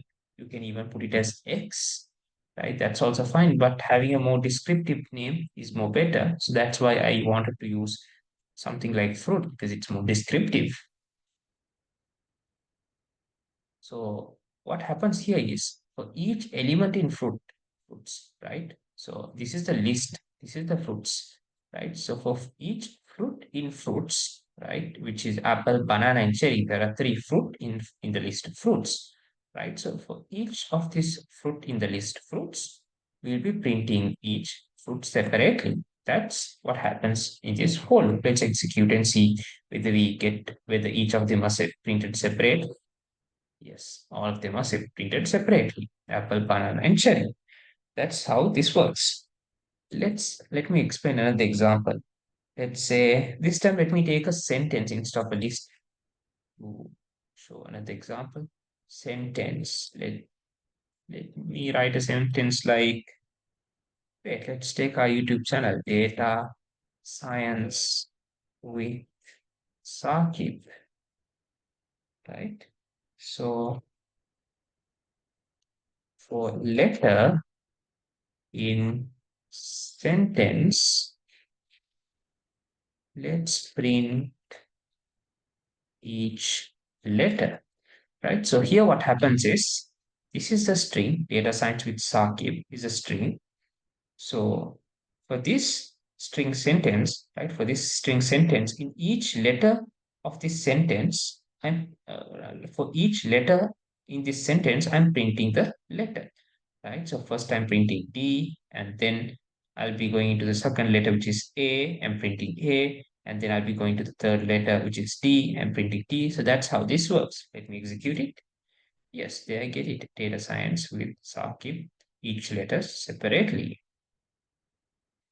You can even write for loops like this. For I in range, this is also another type. For I in range 10, print I, something like this. So what happens here is I'm taking the range of 10, which starts from 0, and 10 is not included, right? So it's from 0 to 9 when I say 10. It's from 0 to 9, 0, 1, 2, 3, 4, 5, 6, 7, 8, 9, right? So for numbers from 0 to 9, I'm printing each number, right? So for numbers in the range of 0 to 9, I'm printing each number. That's what happens here. You can even, if you want, define the starting position as well. Instead of starting by default 0, I can maybe even start by 2. So now what happens is I'll be getting 2, 3, 4, 5, 6, 7, 8, 9 as the output. Let me execute it and show. Yes, I get that. You can also, uh, so here the number of steps is 1, right? I move from 2 to 3, which is 1 step, 3 to 4, 1 step, 4 to 5, 1 step, right? So I'm increasing each number by 1. But instead of that, I can maybe change the number of steps. Let's say uh, increase 2 instead of 1, increase each number by 2 instead of 1, right? So that's why I have put 2 here. This is so the first value is the starting position. Second one is the ending position. And third one is the number of steps, like the increment or decrement, whatever. I'll show you the decrement as well after this, right? So here it starts from 2, and then I'm adding 2 for 2, then it will be 4, and then 6, and then 8, right? And 10 is not included in this range, and that's why 10 is not being displayed. So 2, 4, 6, 8. I can even go by reverse, right? For example, I can start with 2 and then go by reverse to, let's say, minus 5 by, by decreasing minus 2 each time, right? Something like this. So so here it would look like 2, 0, minus 2, minus 4. All right. Uh, Now let's learn about while loops, right? So we looked into for loops. In for loops, what happens is we are repeating a condition. I mean, no, we're repeating the loop for a given number of times. But in the while loop, it's different, right? In a while loop, we execute, right? A while loop keeps executing as long as the condition is true. So, for example, if you look into the structure of a while loop, it would look like this. Uh, While, and then we have the condition, right? And under that, we have the block of code, the block of code to repeat, right? So this is the structure of the while loop. First we have while followed by the condition. And if that condition is satisfied, this block of code will be repeated. So as long as this condition is true, this block of code will continuously be repeated. That's about the structure of while loop. Let's look into an example, right? So let's say while, no, let me first define a variable as count and let it be 1 here, right? And let's say while count is less than or equal to 5, let me print count and then increase count by 1 each time. Okay. So what happens here is I've defined a variable as count. So while this count is less than or equal to 5, while this count is less than or equal to 5, I'm printing that count value. And each time I'm adding 1 to this count value. I need to add, here count, this symbol is same as count is equal to count. This is same as count is equal to count plus 1, right? So I need to include this as well. I need to increase the count each time by 1 for some other value, or else it will be an infinite loop, right? So if I try to, because 1 is anyways less than or equal to 5, so what happens is if I don't include this statement, this condition will be true forever, and hence it'll this uh, this line will be executed forever, and hence it would be an infinite loop. That's why I have increased count by 1 each time, right? So since 1 is less than or equal to 5, this condition, the print count will be the 1 will be printed here, and after that I'll be adding 1 to this count. So then the count value will be 2, right? Is 2 less than or equal to 5? That's true. The condition is true. So again, 2 will be printed. And then I add 1 again to 2. So then it becomes 3. So that repeats till I get 5. So the while loop continues until the condition count less than or equal to 5 is false. And when this condition becomes false, let's say 5 is less than or equal to 5, that is true. So 5 is printed finally. And then when I add another 1, right, when I come to this step, 5 is equal to 5 plus 1, which is 6. Then the count value is updated to 6. Again, when I come to this condition, is 6 less than or equal to 5? That's false. So then it stops printing the count value. This block stops executing because the condition fails. That's why I get values only until 5.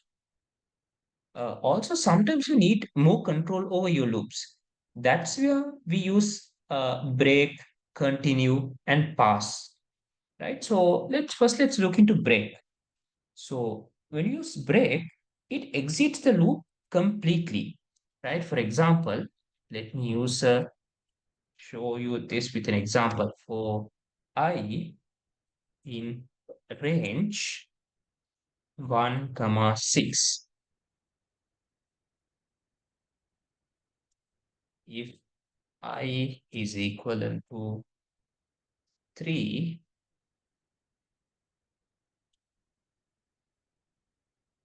break, then we have in I. So what happens here is I've used the break statement. So for I in range 1 to 6, which is 1, 2, 3, 4, and 5, right? I want this to be repeated. So here, but I have included an if statement as well. Here, if I becomes equal to 3, right? So first what happens is when I is equal to 1, this condition will become false. So 1 will be printed, right? 1 will be printed. The output will be, right? 1 will be printed. And then when I is equal to 2, right, does this condition satisfy? No, this condition does not satisfy. So again, it will not break, the loop will not break, and 2 is also printed. And then when I becomes equal to 3, then this condition satisfied, right? Satisfies I is equal to 3 becomes true. And then this condition satisfies.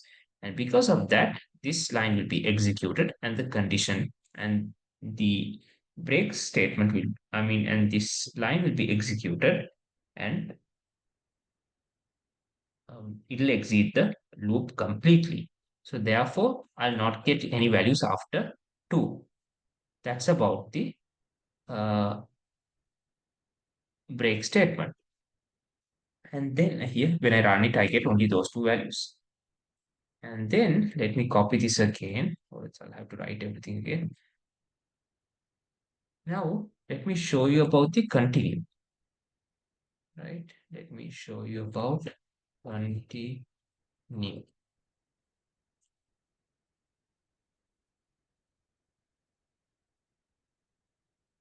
So here, I have used the continue.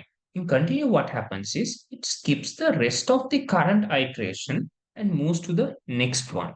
So when I is equal to 1, right, this condition is anyway false. So I get 1 as the output as usual, right? Similarly, when it is 2 also, this condition is false. So I get 2 as the output. When 3, when the value is 3, when I is equal to 3, then this condition is true, right? So this line will be executed, and then since I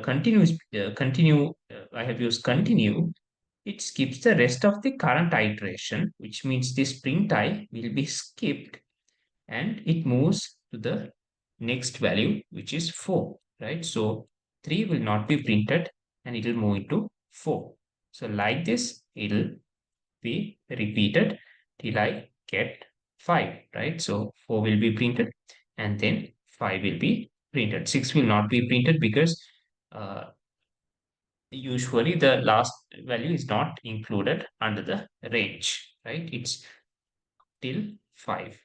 Next, let's look into the pass control statement, right? So we use the pass control statement. So let me include the code here as well. And let me change this to pass. Okay. So we use the pass control statement. When we use the pass control statement, it actually does nothing, but it is useful when a statement is syntactically required, but no action is needed. For example, let's say that you are planning to include a code here, right? A chunk of code you're planning to include in this place, but but temporarily you have not still finalized and you have not included that code. So temporarily you want to include is temporarily you can include passing that place instead of including that chunk of code. So that's where pass is mainly used. So it actually does nothing, but it is useful when a statement is syntactically required, but no action is taken when pass is there. So it's simply like it simply gives you the value from 1 to 5, right? Just as usual as if you don't have a pass, right? It just happens as, everything is executed as usual. So here, when the value is 1, anyways, this condition is false. So then 1 will be printed. When 2, anyways, this condition is false. So again, 2 will be printed. When the value is 3, then this condition is true, but nothing will happen through this line, right? So again, 3 will also be printed. When the value is 4, 4 will also be printed. And when the value is 5, 5 will also printed. 6, even though 6 is there here, 6 will not be printed because under range, the last value will not be included when we use the range function, right? That's why we are getting 1 to 5. Let me execute it and show you, right? So here we get the values from 1 to 5. All right, great. So far we have covered a lot in this section. We covered conditional statements, and then we looked into loops, and finally we talked about control statements like break, continue, and pass. These are essential for writing dynamic and flexible programs. Now let's create a program and apply what we have studied in this section, right? Uh, we need to write a program. Let me write it here as well. So I'll convert it into Markdown and write it so that you can follow me as well. Write a program that asks the user for a number, and then if the number is even, then you need to print all numbers from 1 to that number using a loop. And if the number which have been provided using the input, right? If the number is odd, then it keeps printing the odd numbers and only prints the even numbers, right? So first we need to ask the user for a number. And if the number is even, you need to print all the numbers from 1 to that number which you obtained from the input using a loop. And if the number is an odd number, then then it skips printing the odd numbers and it only prints the even numbers till the number which you have taken from the input, right? Hope that you understood it. So, but before I would like to write and explain the code for this solution, I would highly appreciate if you could maybe pause the video and give an attempt to solve this problem. Then I think you would be able to understand the next section much more better.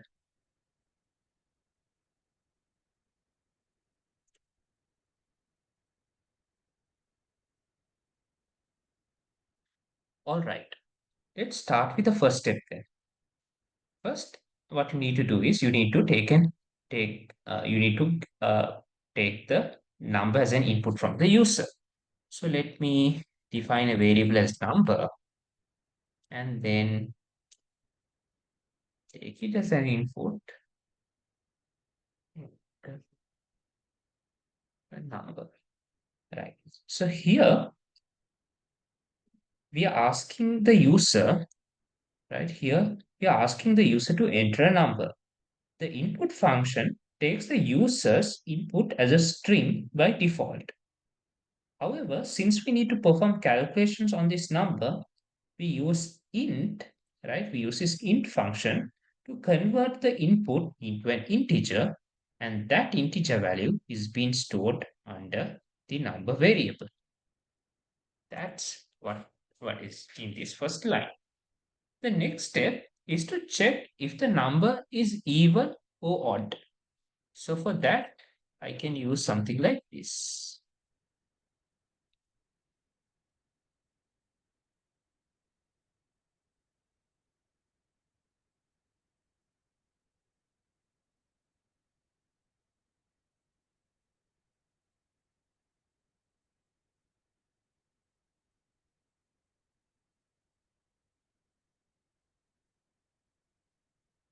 I'll add the comment for now. Later I'll change it.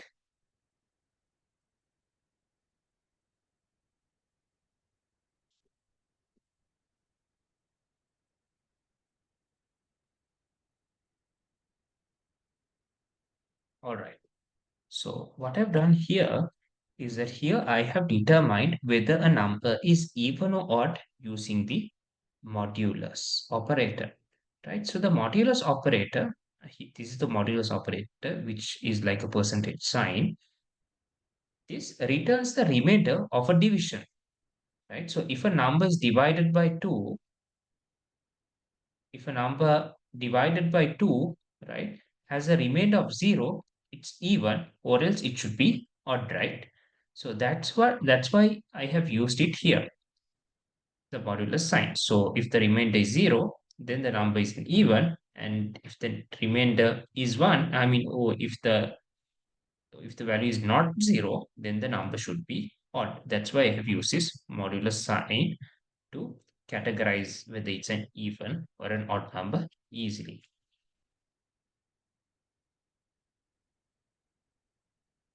So, so if the number is even, the next step is to print all numbers from 1 to the entered number from the user.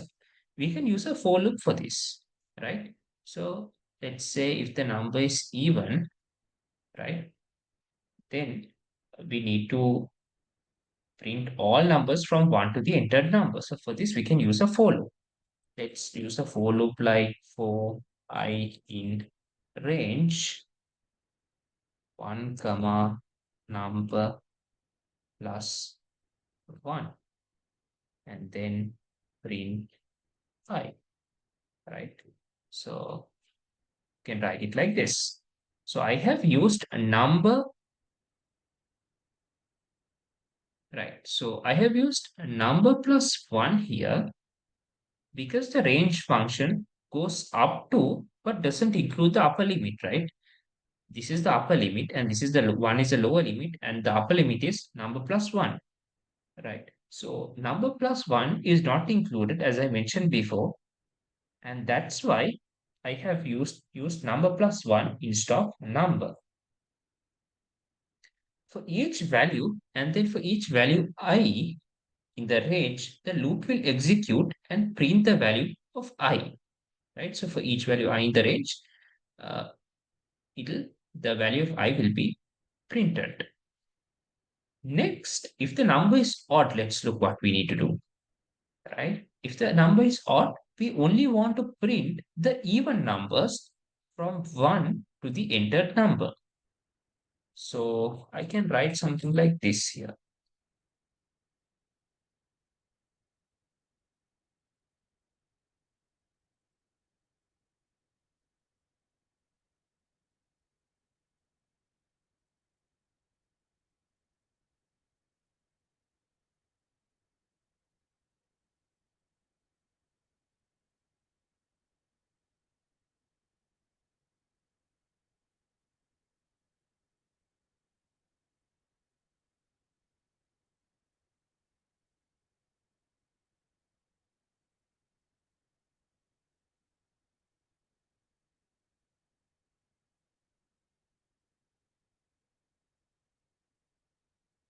So inside the loop, I have used an if statement, right? This is the if statement which I've used inside the loop. I have used this if statement inside the loop to check whether the current number I is even, right? So here for I in the range 1 comma number plus 1, for each value of I need to check whether it's even or not. And only if it is even only I need to print it. So to check whether whether the value of I is even, I have used this if condition, right? I modulus 2 is equal to 0. I have used this, uh, use this to check whether it is an even or an odd value. So if it is an even, if I modulus 2 equals to 0 is true, meaning I is an even number, then it prints that number, or else it will not print that number. So let me execute it. Perfect. There's no errors, it works perfectly.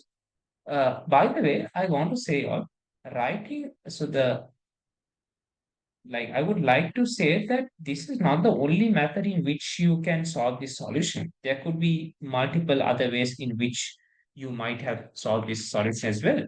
So if it works perfectly like this, then that's totally fine. Uh, all right, now let's execute this and enter a number. Let's say, let's include number 7 as an input and I'll click enter. All right, so now I get the output as 246. Let's understand what happens. First, number 7 will be assigned to the number variable. Then the program checks if 7 is even or odd.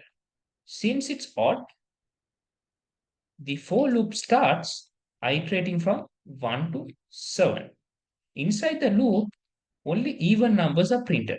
So that's why we got 2, 4, and 6 as the output. Now let me execute this again and enter another number. This time let me enter 6, right? So now I get 1, 2, 3, 4, 5, 6. So when I enter 6, it will print all numbers from 1 to 6 because it's even. When it is even, it will print all the numbers from 1 to 6. So it works perfectly. All right. For those of you who are feeling adventurous, that's great. Try modifying the code to print all odd numbers if the user enters an even number. And you can do one more change. You can also ask the user for two numbers, a start number and an end value, and print all numbers in that range based on whether the start number is even or odd.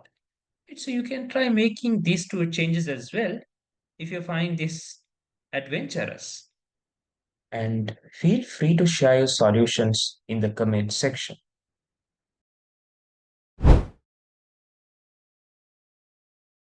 Welcome to this section on functions in Python. Functions are one of the most powerful tools in Python and are essential for writing clean, modular, and reusable codes. In simple terms, a function is a block of code designed to perform a specific task.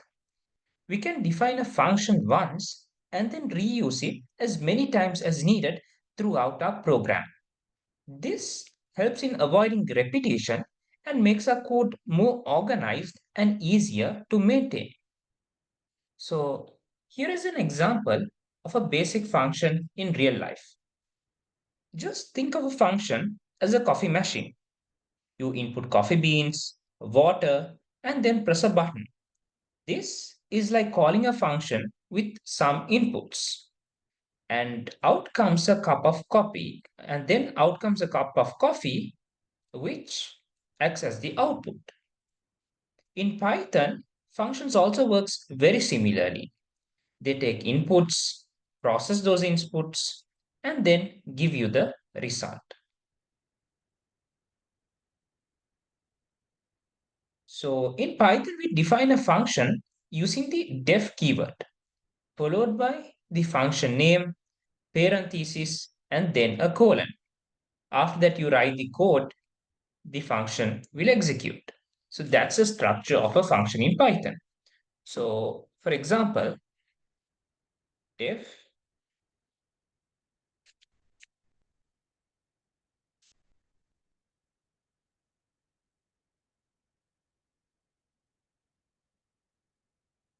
all right, so this is a very simple function.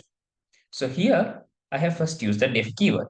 So the def keyword tells Python that you are defining a function. And next we have this greet part. What is this greet? The greet is the name of the function in this case, right? You can use any name here. So here I use greet, which is an appropriate name in this case. So you can use any name for this function. And then we have the parenthesis.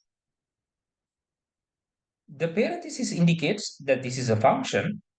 And after that, we have the colon, and then we have the print hello world. So what is this print hello world? The print hello world is the action that will perform when the function is called. Right? This is the action which will execute whenever we call the greet function. So let me execute this. All right. Now to use this function, what we need to do is we simply need to call this function, right? So by using its name. So the name of the function is greet. So I write greet parenthesis, and now I call the function. So then I get the output hello world, because this is the part which will be executed whenever the function is called. All right, it's very simple. Next, we need to look about obtaining inputs from the user through a function, right? So function becomes more powerful when they can accept inputs. So in this case, I have not provided any input, right? But it becomes very powerful if we can take inputs from the user. These inputs are called parameters. We pass values to the function when we call it.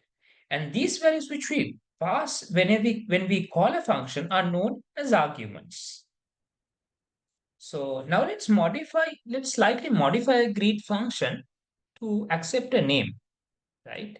So I'll copy this again and now modify it in such way that it can accept a name, right? So here I write the variable as name, and here instead of printing hello world, I'm going to say something like hello and then print the name, right? Something like this.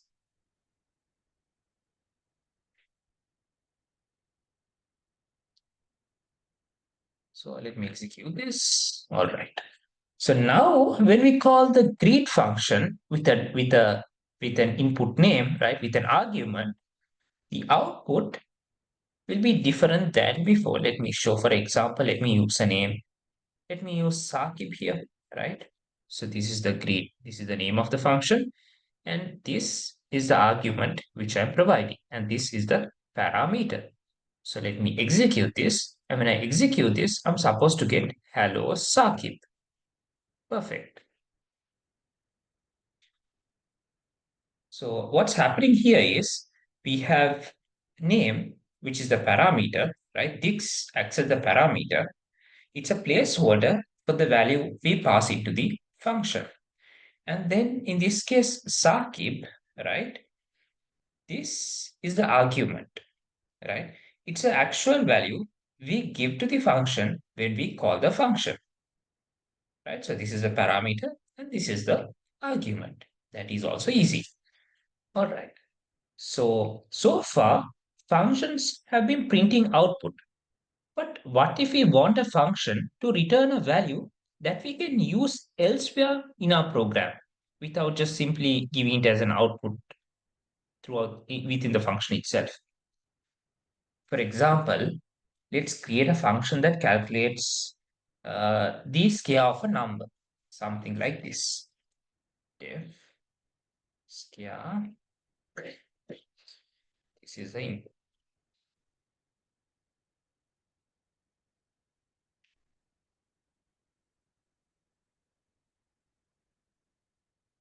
Okay. So here I have to use something slightly different. Return num multiplied by num, which I have not used in the previous two functions. What is this return statement? Right, so look into this line, return num multiplied by num.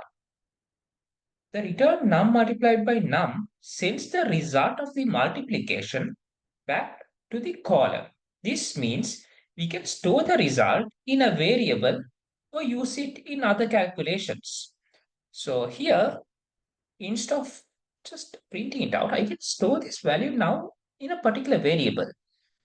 Let me store this. Wait, first let me call this function scare, right? And let me provide a number like, let's say 4, right? So when I call when I call the scare function, provide an argument of 4, what happens is 4 multiplied by 4, it's 16. And this 16 it will have the value of 16, right? So now what I'm going to do is I'm going to save this value. Okay, I'm going to store this value in a variable called result. Okay, I stored it on a variable called result. Now, let me try to print the value of result and see whether it works perfectly. Yes, it works. I get 16 as the output. Okay, so hope that's clear. Now, let's discuss about the scope of variables, which is also another very important area when it comes to functions. When you define a variable inside a function, it has a local scope, meaning it only exists within that function. But if you try to access that variable outside the function, you'll get an error. Let's look at an example. If my function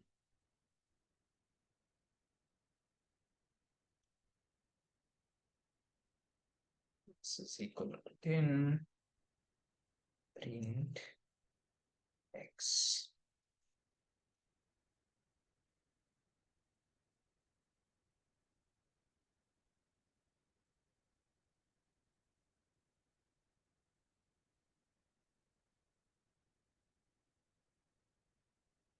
Okay, if I execute this, let me explain you something.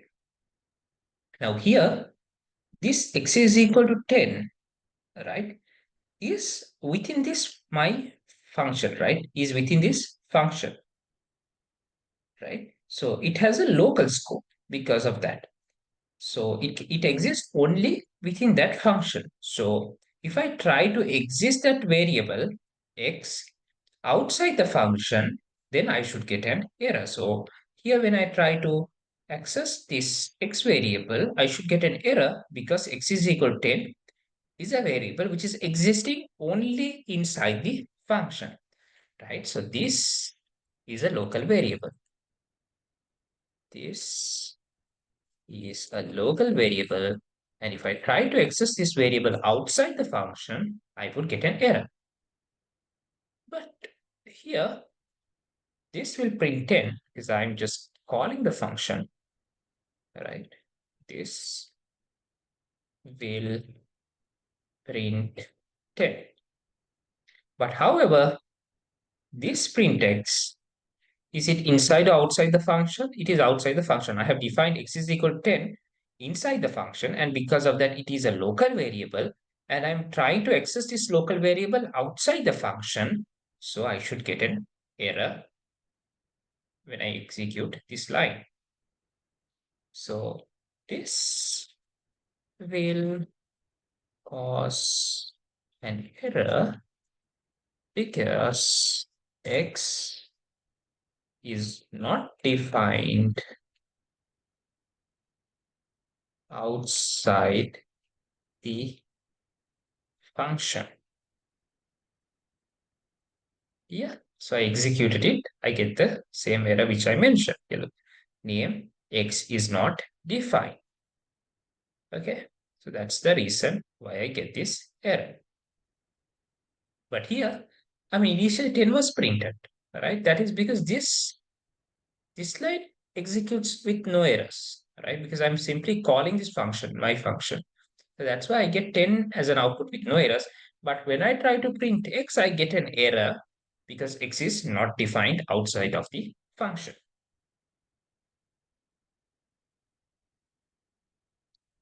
However, global variable, on the other hand, is defined outside of any function and can be accessed anywhere in the program.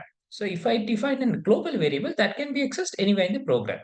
So for example, let me define a global variable as, let's say, x is equal to 10, right? In this case, x is a global variable because I have defined x outside a function. And let me write, actually, let me write the same code and remove this line. Okay.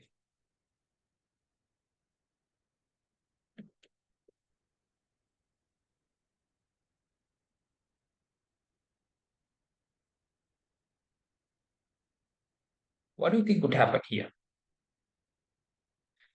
If you look into this x is equal to 10, this is defined outside a function. And because of that, this x is equal to 10 is a global variable. This is a global variable. And then we have the function, and here I have print x. Here we can access, here when I print x, it can access this x is equal to 10, right? It can access this x is equal to 10 because it's defined outside the functions, right? So even if you are inside the function, if you try to access a variable which is outside the function, that is possible, right? But the other side is not possible. So this is possible, right? So this will print 10 because that's possible, right? So when you print x, it will print 10 with no problems, right? So here what I'm going to do is I'm going to call this function. So here it should print 10 with no errors. Yes, it prints perfect. Python also allows you to provide default values for parameters in case the user doesn't pass one parameter, right? Let's say if the user does not pass any parameter, right? Then you can set default values for parameters in case the user doesn't pass values. This is great for making your functions like more flexible. For example, let me again define greet something like this. Right? Say hello.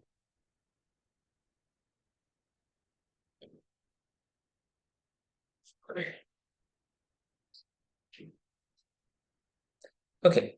So now if I so now if we call the greet function without any arguments, it will use the default value, which is guessed.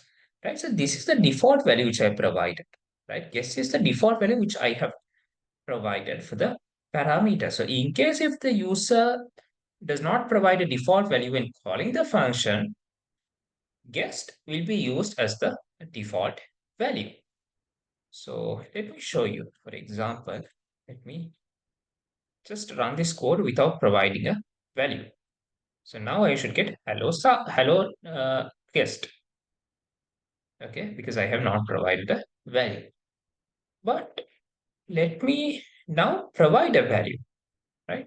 When I provide a value like Saqib, then what happens is it will not use the default value anymore because a value have been provided. Because an argument have been provided, it will not use the default argument. And in this case, it will provide hello Saqib, which is the name in this case. Let me execute and see. Yes, I get hello Saqib.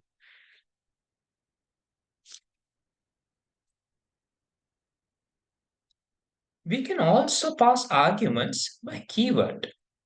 This means we specify which parameter we are assigning a value to regardless of the order. So an example could be something like this.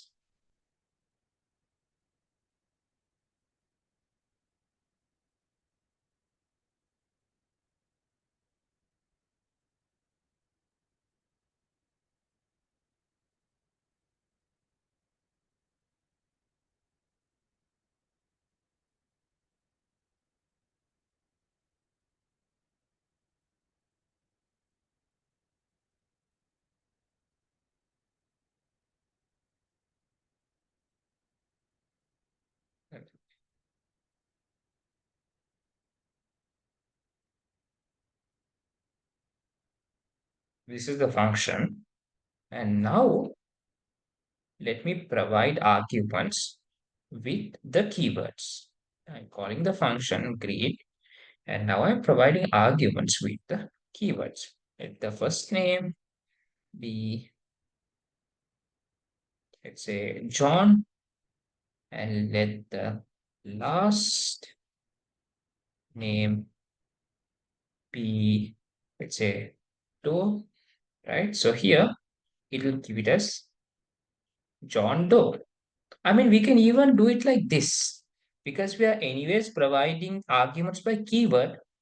Even if we change both of these, for example, which means if I put the last name first, okay, and then if I put the first name, still it will print it correctly as John Doe, right?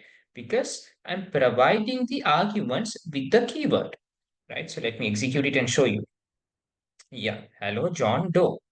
But if I don't provide the keywords, if I don't provide the last name keyword and the first name keyword and just provide only this argument and this argument, which means if I call the function as greet parenthesis Doe comma John, then it would not work properly. Then it would say like hello Doe John, right? Which is incorrect here.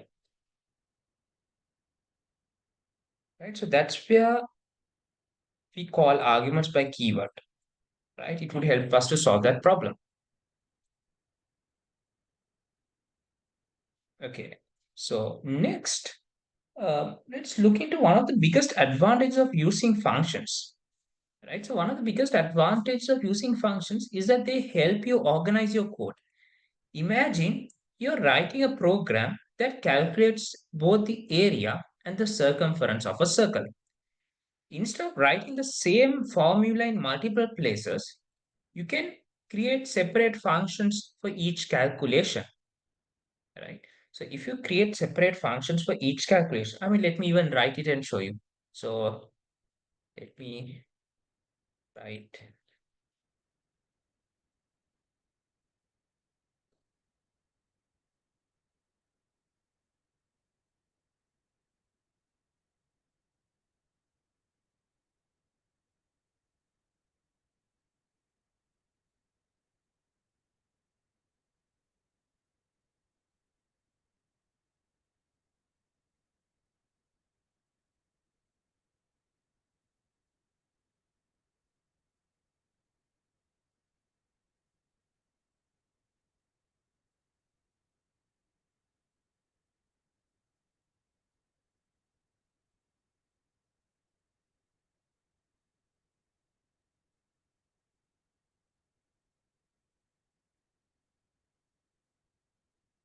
Okay. So here, this program calculates both the area and circumference of a circle. So here, instead of writing the same formula in multiple places, you can just create a separate function for each calculation and then use these all these functions whenever you need this, right? So by doing this, you make your code more cleaner and avoid repeating the same logic unnecessarily in your code. If you need to update the formula later, you only need to change it only in one place. But if you had repeated the same logic in multiple places, you'll have to make that change in each of those places, right? So that's where functions becomes very helpful. All right.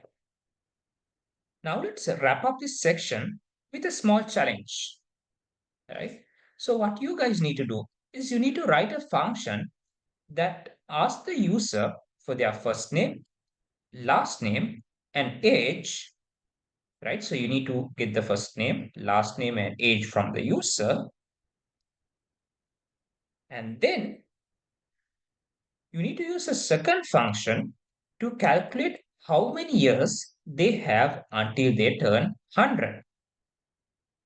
And finally, you need to print out a message telling them how many years are left, right? This will combine everything we have learned so far in this section. It will cover parameters, return values, and organizing code with functions, right? And once you're done with this challenge, feel free to share the solution in the comment section.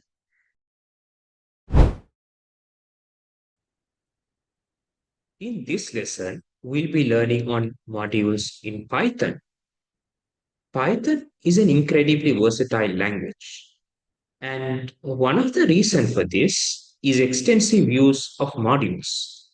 Modules allows you to extend Python's functionality without reinventing the wheel. So module is a file that contains Python code which can include functions, classes, and variables. You can think of a module as a toolkit such that a collection of useful functions and utilities that you can import into your project whenever you need them. All right. So to use a module, you'll need to import it into your code. So Python provides a simple syntax to import a module using the import keyword. Once you have imported a module, you can access all its functions and variables. So here's an example of importing the math module. Okay, so I imported the math module. Now you can use functions from the math module, like, for example, let's say, let's find the square root of a number like 16, and let me print it as well.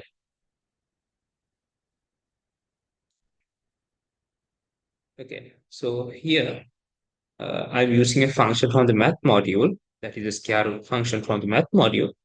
And let me find the square root of 16 using this function.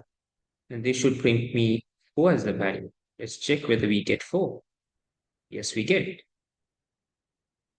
If you only need a specific function from a module, you can even import that specific function directly using this syntax, like from. Uh, so let's say from, you can enter the name here, from import, and then you can enter the name here. So you can use this syntax and import a specific function from a module directly using this syntax. Let me show it with an example for you.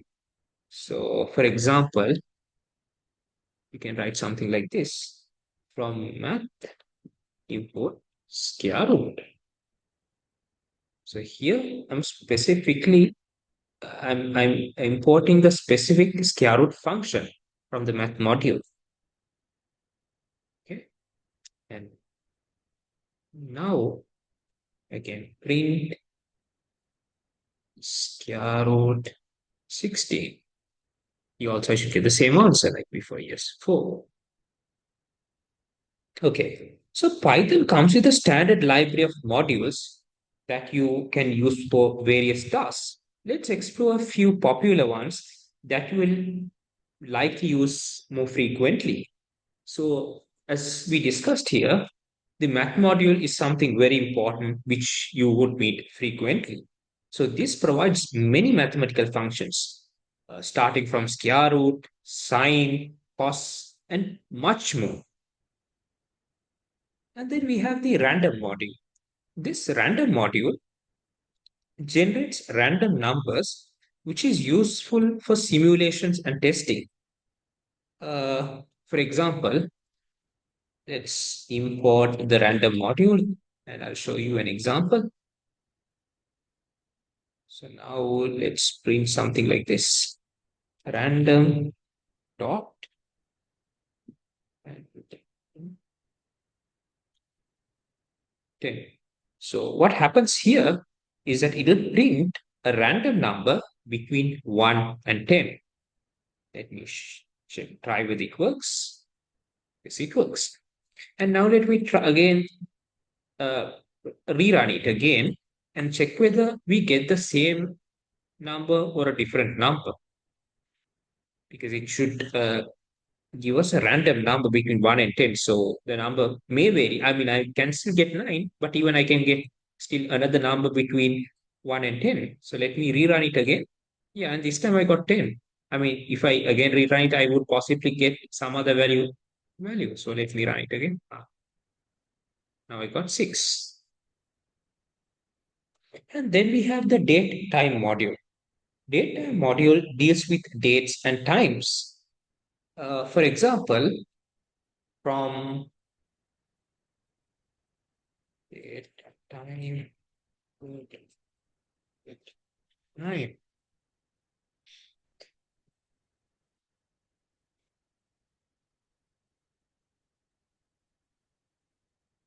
So what happens here is that it prints the current date and time. Let me execute it. Yes.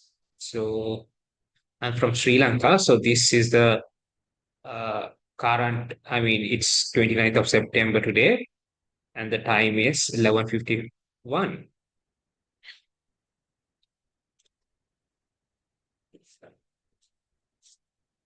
So now that you know how to use built-in modules, let's take it a step further to create your own module. This, creating your own module is incredibly useful for organizing code in larger projects. For example, let's say you wanted to use a particular function which you have used in a previous notebook. So you can simply copy that function from the previous notebook and paste it on the new notebook. But what if you wanted to use, let's say, 50 functions which you have used in the previous notebook? Are you going to copy each 50 of those functions and paste it? Copying and pasting each of these functions in a new notebook is not something practical, right? So for this, you can include all of the functions you need and create your own module. And whenever you need, you can import that module. So let me create a sample module and show. So first what I need to do is I need to create a new Jupyter notebook. Let me create a new Jupyter notebook. So new Python 3, a new Jupyter notebook have been created. And then let me name it something like, rename it into something like my module. Okay. And now let me create few functions. Let's say I'm going to define a function called e. Okay. And print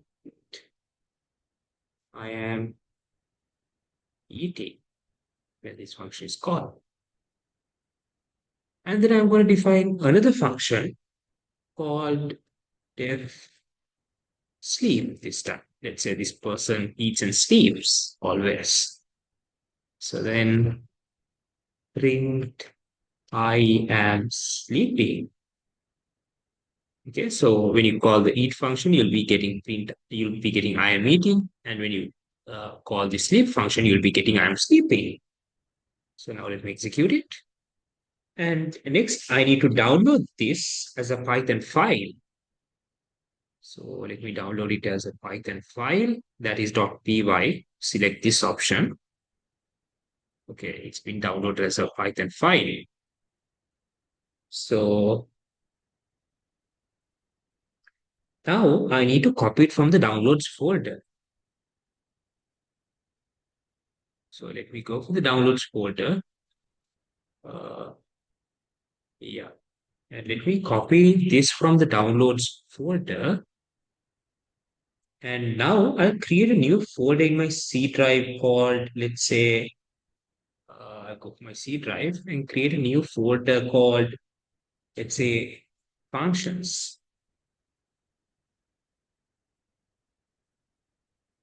New folder called functions. Okay. And within this functions folder, I'm going to paste the Python file which I copied here, which is my module.py. Okay. So now what I need to do is, now I need to copy the path of the Python folder.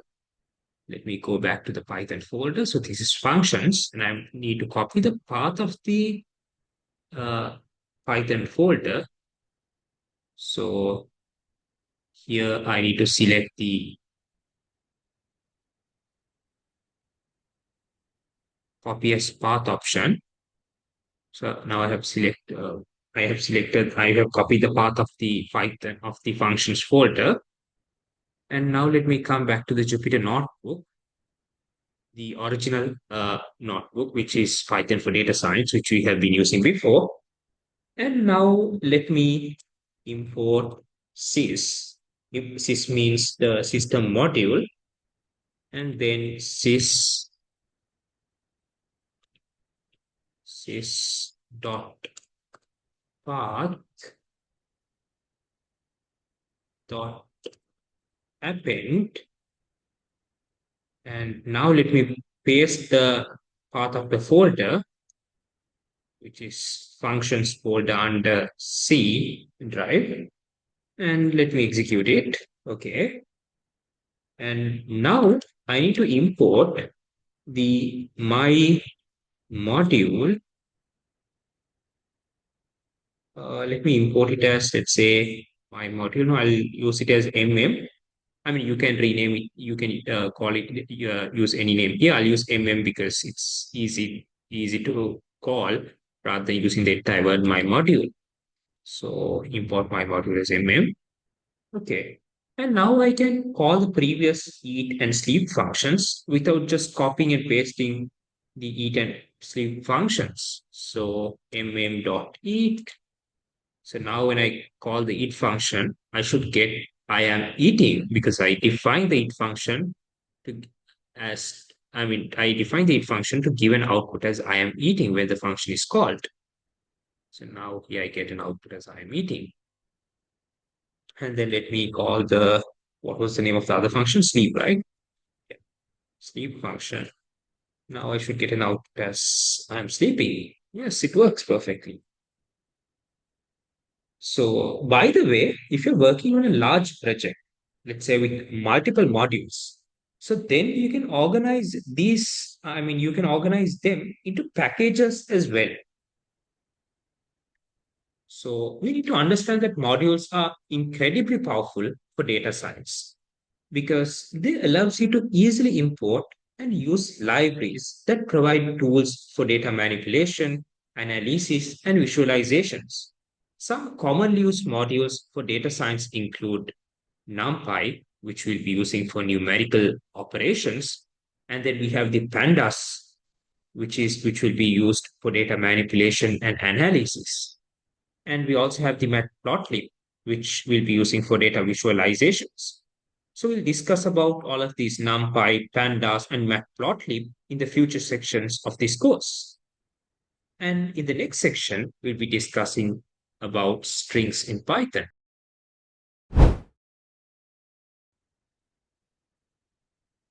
Welcome to this lesson on strings in Python. Strings are one of the most commonly used data types in Python, especially when you're dealing with text or any kind of textual data. In Python, a string is a sequence of characters enclosed within either single quotes or double quotes. So here's an example. Let me define a variable called my string and let it be hello world. And now let me print my string. Okay, it does hello world. Okay. So you can use either single or double quotes. So here I have used double quotes. You can even use single quotes as well. But make sure you're consistent within a single string. Don't go to use single quotes in the beginning and try using double quotes at the end. I mean, if you do like that, you would probably get an error. So be consistent with either single quotes or double quotes within a single string. Now let's try some basic string operations. Python makes it easy to combine or repeat strings. You can concatenate or join two or more strings using the plus operator. Right? You can use this plus operator to concatenate strings. Let me show that as well using an example. So let me use something like this. Let's say the first name of a person to be, let's say, someone called John. Okay, and let's say the last name to be Doe. Okay, so now I want to print the full name. Okay, I want to print the full name. Full name. So first name plus last name. And now I want to print the full name. Okay. But look, there's a small problem. I mean, both of them are concatenated. But look, you don't get a space in between John and Doe. You don't get a space in between the first name and the last name. So for that, you can add something like this. Now, after adding this in between the first name and last name, now you should get a space in between John and Doe. Let me check. Run it again and check. Yes, now I get a space. Perfect. Similarly, you can repeat a string using this star operator, right? You can use a star operator to repeat a string. So, for example, let's say, let me define a variable called repeat text. And let this be hello for 3 times, right? So here I should get 3 hellos, hello, hello, hello, and that should be saved in this repeat text. I'll add a space here. Okay, so hello, this should be repeated thrice, and this should be, and that should be saved under the variable repeat text. So let me execute this, and now let me print the repeat text to see whether we get it as expected. Yes, we get 3 hellos. Perfect. Now, let's look into string indexing and slicing. Strings in Python are ordered sequences, which means each character has a position or index starting from 0. Let's look at this string, greeting, and let this be again hello world.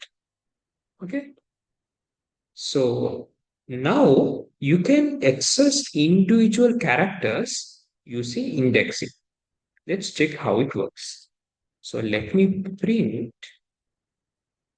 greeting, and here I need to, within this, I need to enter the index of the character which I need to print. So so the first index is 0, and then E is 1, L is 2, 3, 4, and this space is 5, 6, 7, 8, 9, and 10. So if I enter 0 index, then I should get the first letter, which is capital H. Okay, so this is supposed to print, right? This is supposed to print capital H. Let's execute and see. Yes, we get capital H. Perfect. Now I can print, let's say, instead of printing the first one, let's print the,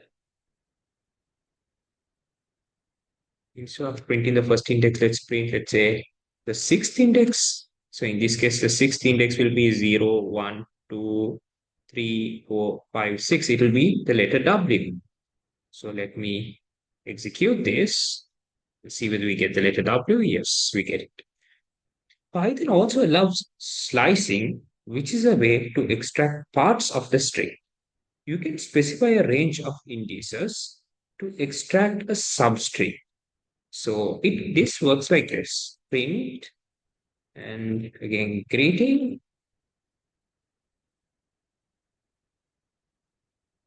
So now I'm going to say 0 to 5. So now I have specified the range of indices. And now I should get from 0 to 5. But the last 5 is excluded. Right? The fifth index is excluded. So 0 will be printed, 1 will be printed, 2 will be printed, 3 will be printed, 4 will be printed, but 5 is excluded. So 0H, 1E, 2, 3, 4. So this entire word hello would be printed. Okay. So let me execute this. Yes, I get hello. That works. Now, you can also use negative indices to start counting from the end of the string. So let me show that as well using an example. Let me print something like greeting and provide a negative index like, let's say, -1. So minus 1 means it's D. Okay, the first from the end of the string is minus 1. And then L will be minus 2. This R is minus 3 and so on. Okay, so if I print the minus 1th index, I should get D. Let me check. Yes, we get D. I can do something like this as well. Print greeting, let's say minus 5 to minus 1. So I'm saying it to start from minus 5. So let's understand what is minus 5 here. Minus 1, minus 2, minus 3, minus 4, minus 5. So capital W is what is minus 5. So I'm saying to start from minus 5 and print up to minus 1. Minus 1 is D, but minus 1 will not be printed. So it will be printed up till, but minus 1 will be excluded. So minus 5 will be printed, minus 4, minus 3, and minus 2. So here I should get capital W, O, R, and L when I execute this line. Yes, I get it. Okay, so Python comes with several built-in strings, built-in string methods that makes it easier to work with text. Let's explore a few commonly used ones. So first, let's look into the upper function. Let's look into the upper built-in method. So this upper built-in method converts a string to uppercase. Let me show it to you with an example. So let me define a topic for a variable called topic and let it be Python for data science. Okay, that's the variable. So let me use the upper built-in string method. Print topic dot upper. So now this string will be converted into uppercase when I execute this line. Let me show you. Yes, it's been printed with uppercase Python for data science. Similarly, you have the lower built-in string method, which converts a string to lowercase. So I can use the same topic, this topic, let's print and print it in lowercase, topic dot lower. Okay. So now all of these will be printed in lowercase. Let's check. Yes, there's no capital letters here. And next, let's look into the strip built-in method. So here, what happens? It's like this strip, right? So what happens here when you strip is that it removes the white spaces before and after the string.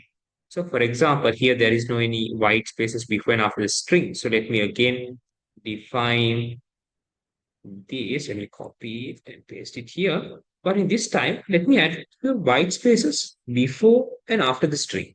Okay, so it's going to be like something like this. Okay, so here there are white spaces before and after the string. Okay, so first let me just print and show how it works for you. Okay, let me just print topic and show how. Look, it's instead of being started from here, it's being started from here. I mean, Python, the word Python starts from here because all of these areas are filled with white spaces. Okay, but look what happens when I use the strict built-in method, right?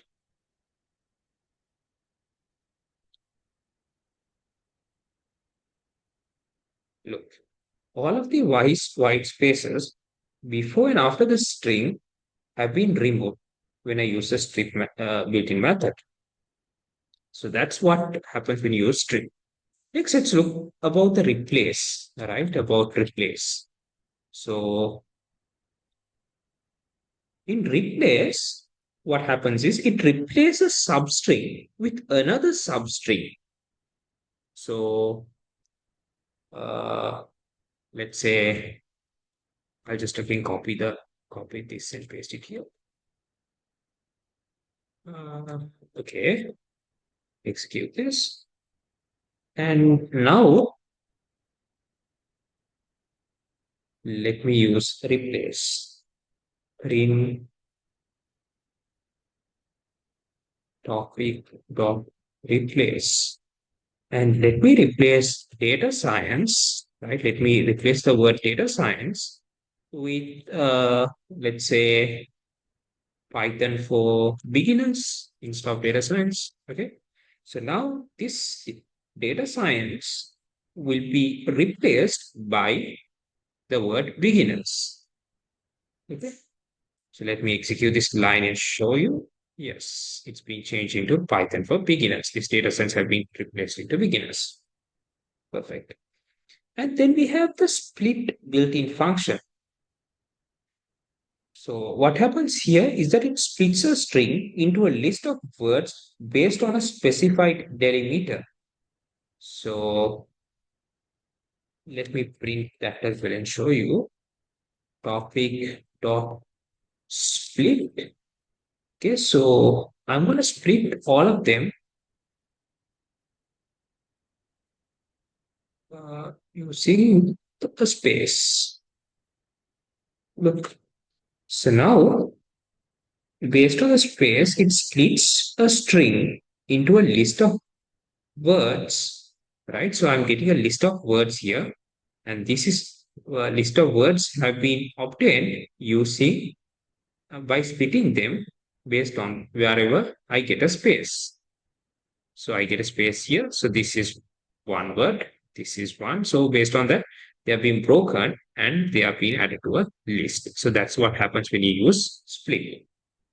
So now, next let's talk about the formatted strings or F strings in Python.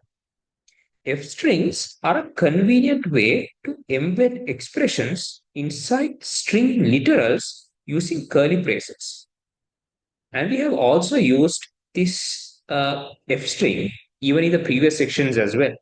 So let me show it to you with an example. So let me define a variable called name and let it be Alice. Okay. And let's say Alice is 25 years. Okay. And now I'm going to use the F string.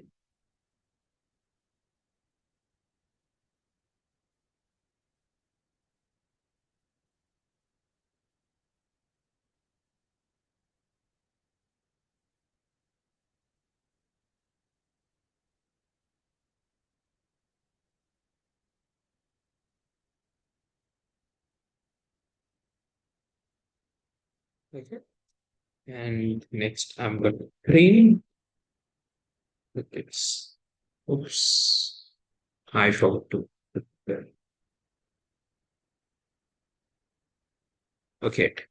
So now uh, I get it as my name is Alice and I am 25 years old. It works perfect. You can also perform operations even inside the curly braces. So, for example, let's say num1 to be 5, and let's say there is another number called num2, and let it be 10. Okay. And let's say result. I'm going to use F string here. The sum of num1 and num2 is num1 plus num2.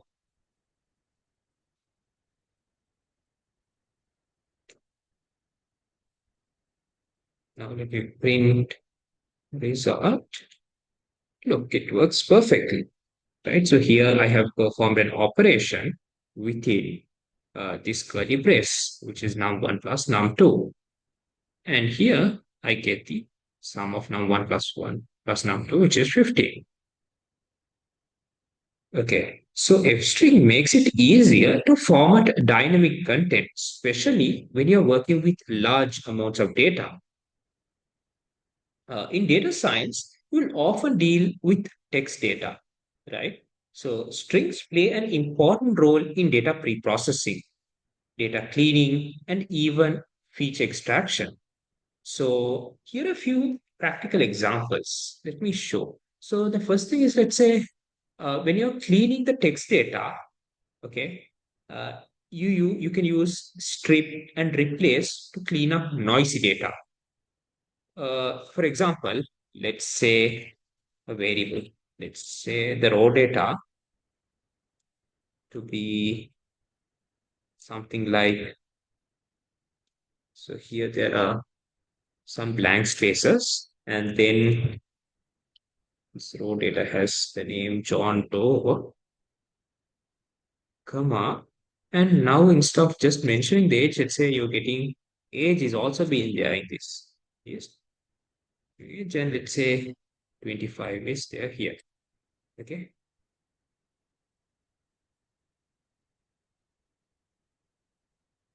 So this is a more noisy data.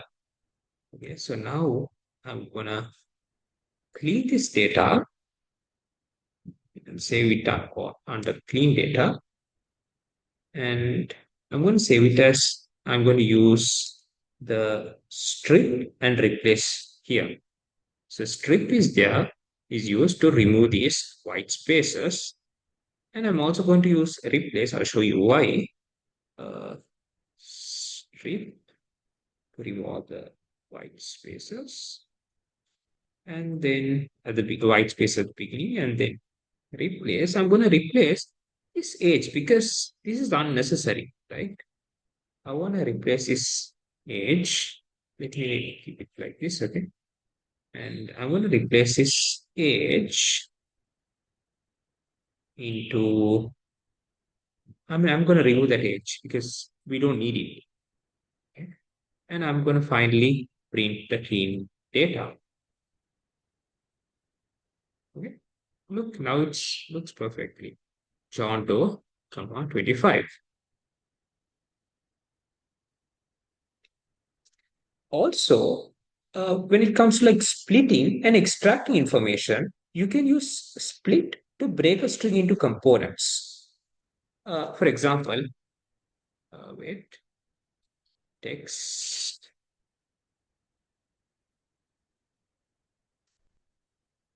Let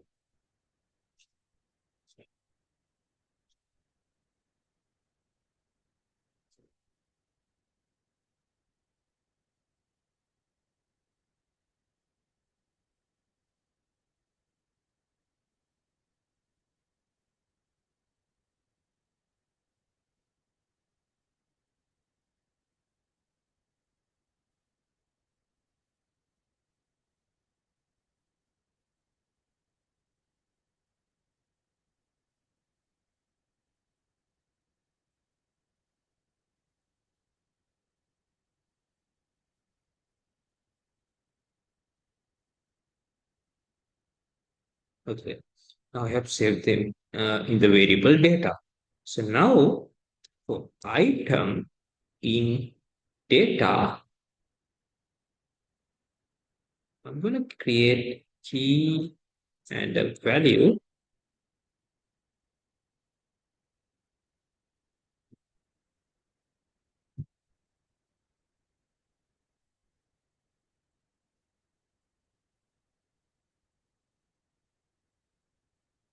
Give me both of these. Okay.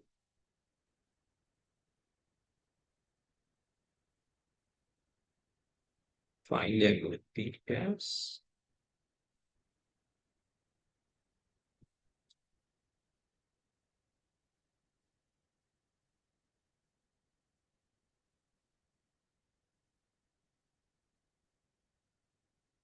Oops. Okay. So look how I converted this, how I use the splitting and extracting, uh, how I splitted and extracted the information. I use split to break strings into components, right? So here I had the name, I had name, and that was called John, and age was called name, I mean, and the age was 30. So I used splitting, right? I used split and broke them into string components. And I represented that in this manner. So these are just few examples how we can, how you can use these for data pre-processing, data cleaning, and even feature extraction. So you can also format, you can also format results for reports. Uh, for this, you can use of, for this, you can, the use of F strings to generate clean, readable uh, outputs for reports or logs, right? You can use F strings to generate clean, readable output for reports. So let me show that as well with an example, how you can format results for reports. Uh, Let me again define a name to be John, and let's say the score to be something like 85.6, and report. Here.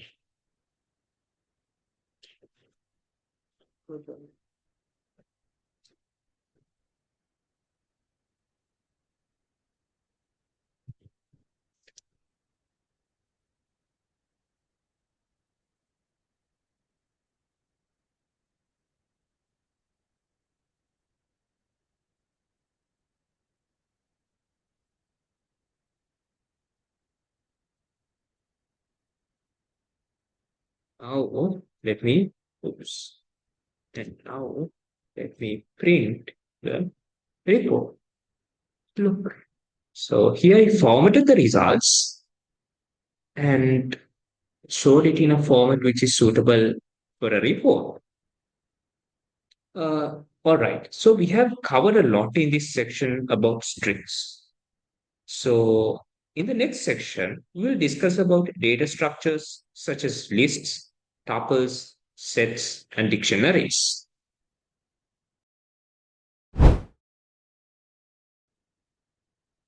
Welcome to this section on data structures in Python. Python offers several built-in data structures that allows us to organize, store, and manipulate collections of data effectively. In this lesson, we will cover lists, tuples, sets, and dictionaries. First, let's start with lists. A list is an ordered collection of elements, and lists are mutable, which means you can change them after they have been created. For example, let me create a list as my list and give values 1, 2, 3, comma, apple, banana. Okay. And now let me print the list.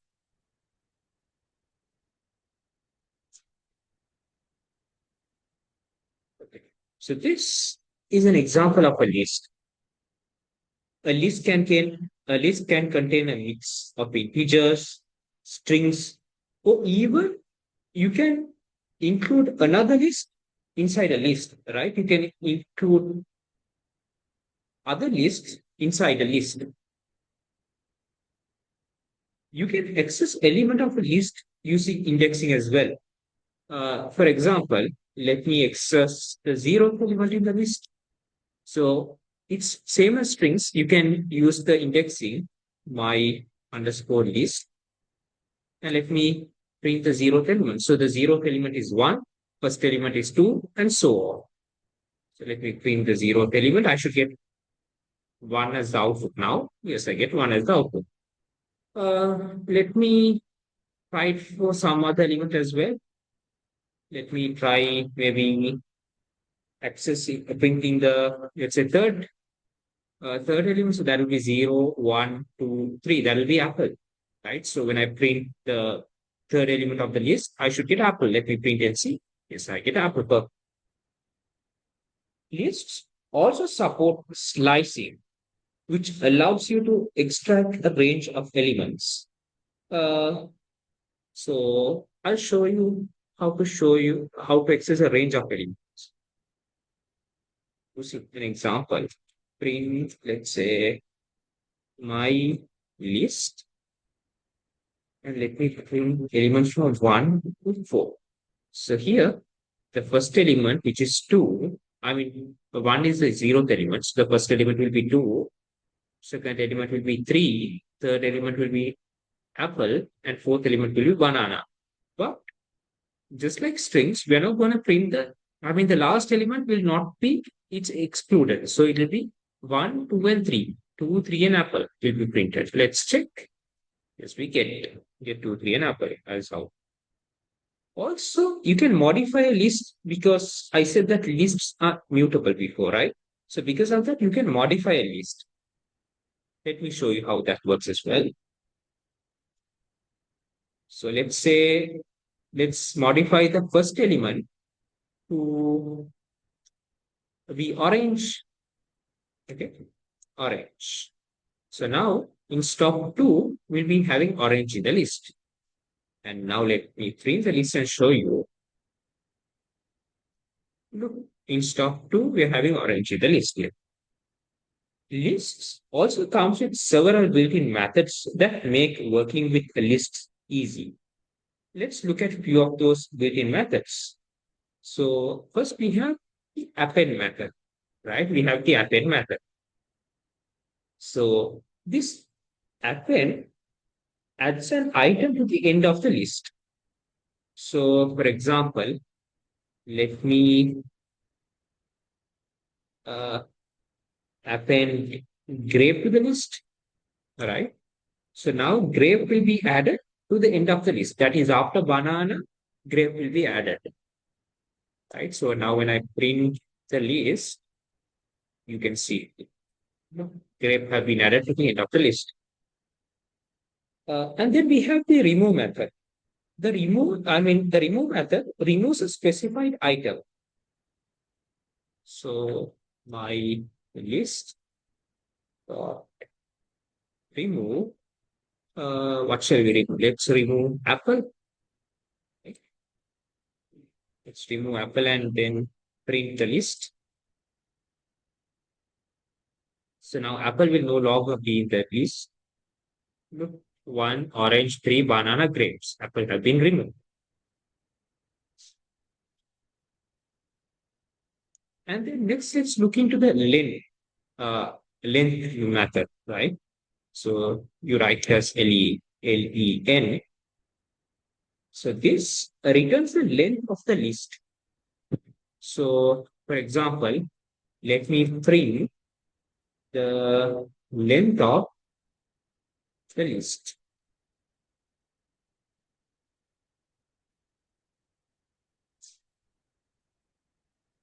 If I get 5, that's because I have 5. I mean, that's because the length of the list is 5, right? 1, 2, 3, 4, and 5. It has 5 elements. So the length of the list is 5. And then we have the sort method.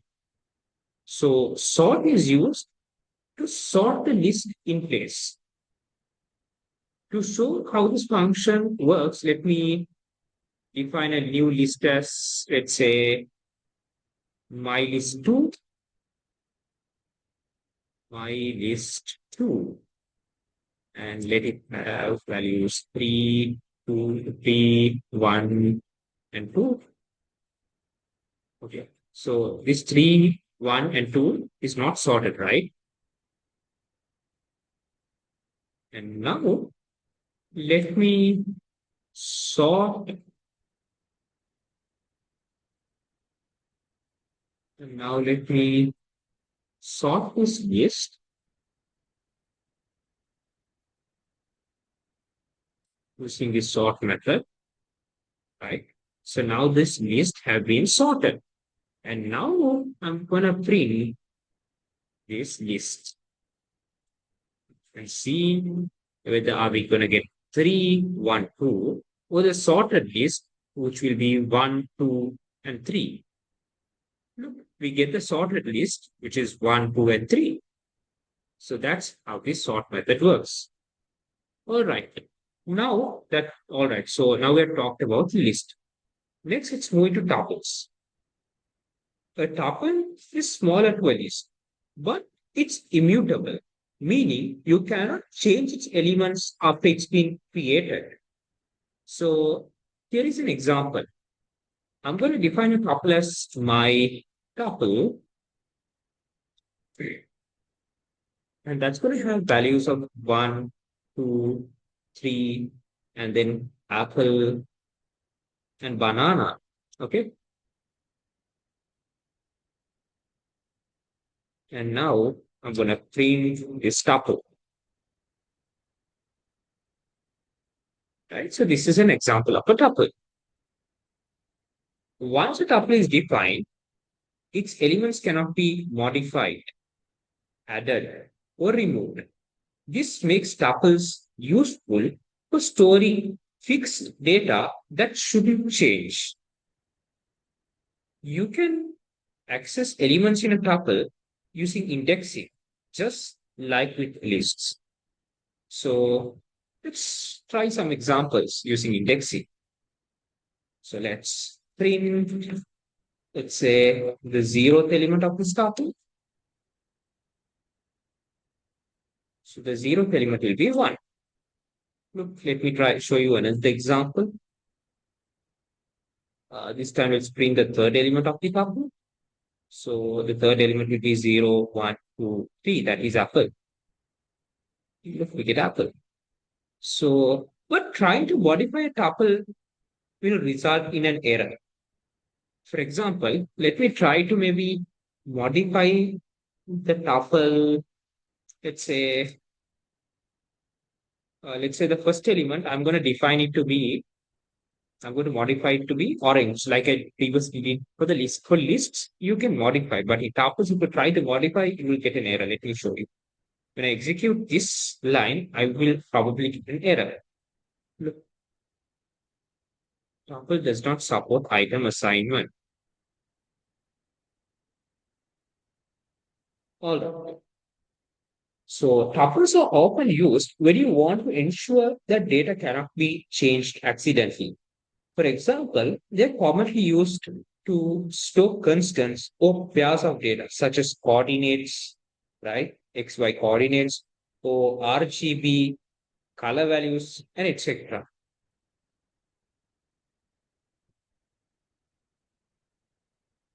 So that's about tuples.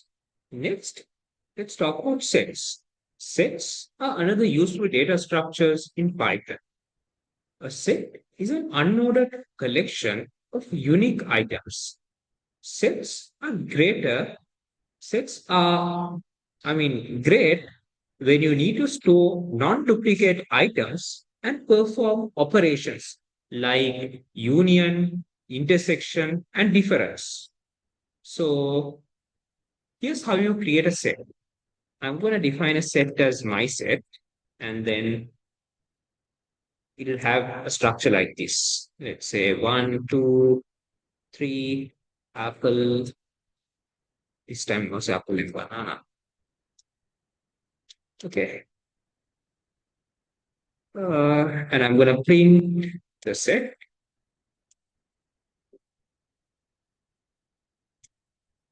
One, two, three, apple, banana.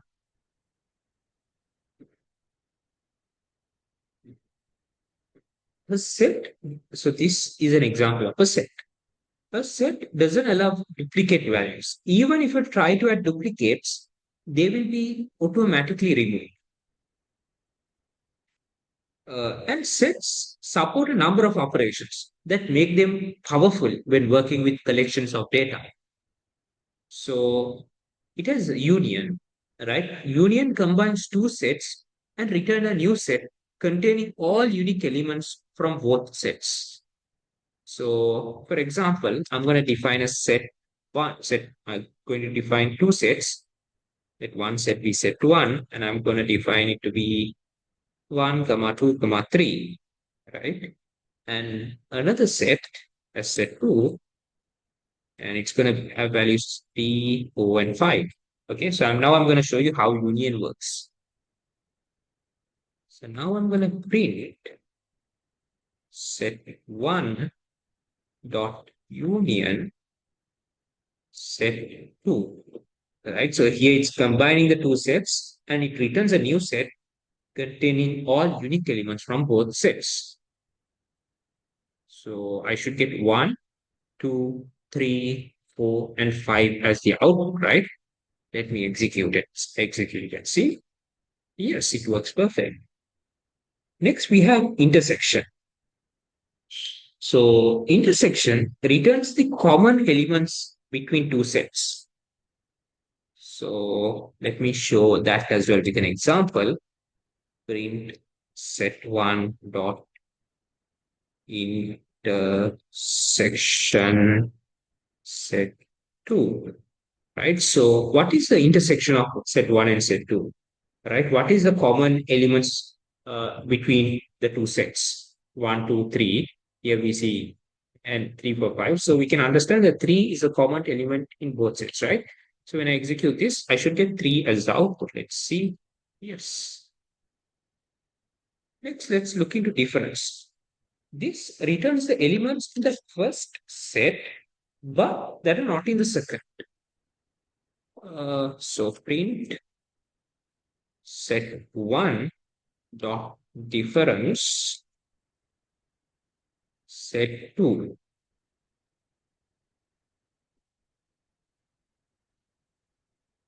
So here it brings the elements in the first set, which is 1, 2, 3, but that are not in the second set. 3 is there in the second set. So 3 will not be printed. Therefore, only 1 and 2 will be printed. Let's execute it. Yes. You can also add and remove items from a set using the add and remove methods. So we have the add method, which would look something like this, which would look like this. So this add method adds an element to the set. So I'm gonna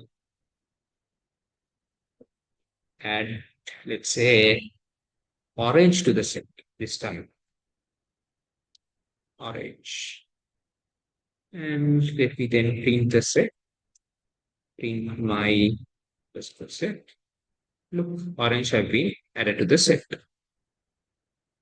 And then you can even uh, remove an element from the set using the remove method. So my underscore set dot remove, and I'm gonna remove apple, right? So apple will be removed from the set, and then let me print the set. Print my set. Look, apple have been removed.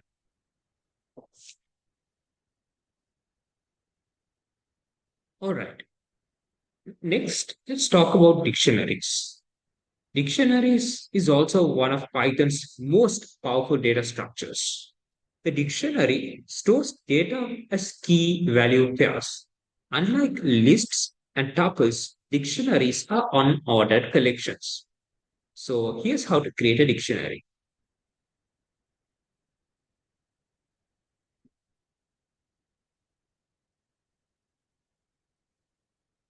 Let's say the name to be John.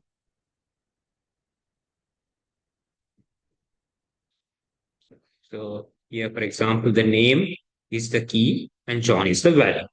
Let me add few other key value pairs as well. Age, let's say the age to be uh, let's say the age, whatever.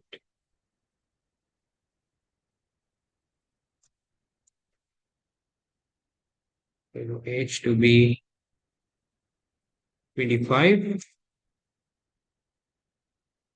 Let's say the city uh, to be New York.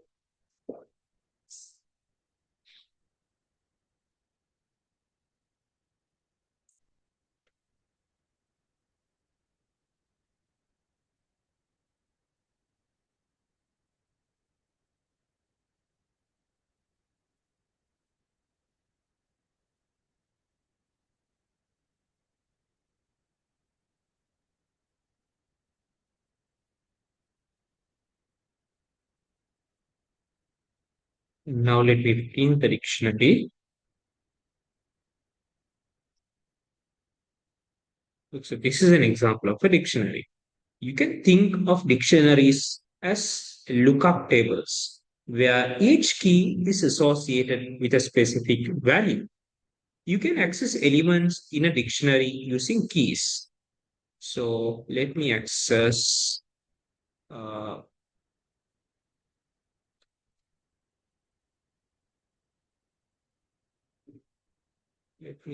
the name using the name key. So when I access the name, it will be printing, it will be giving me the relevant value of it, which is John.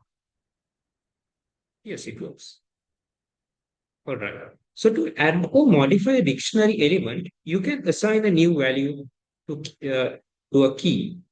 So my dict, and I'm gonna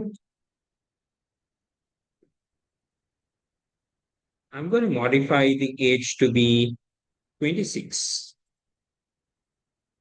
So now the age will be modified to 26 instead of 25. And then let me print this. Show you. So look, age have been modified from 25 to 26 when I use this.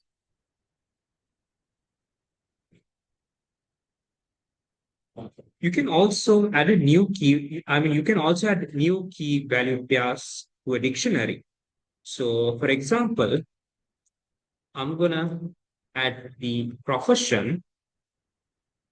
Uh, so, profession will be the key, and I'm gonna give a value for it. Let's say engineer.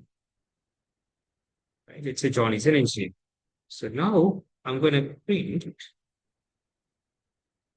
dictionary. So this new key pair, I mean this. So this new key value pair will also be there in this new. I will be there in this dictionary. The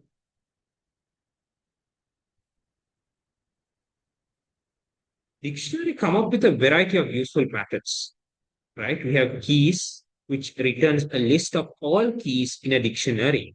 So I'm gonna use this keys method to show you how it works.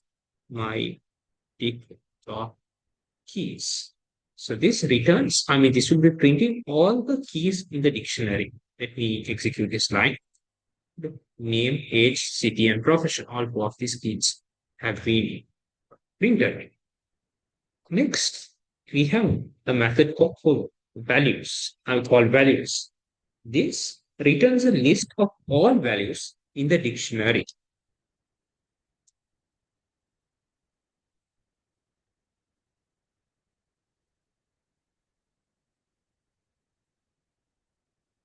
Look, we get all the values John, 26, New York, and engineer. And then we have another method called items. This returns a list of key value pairs as tuples. Let me show you how it works.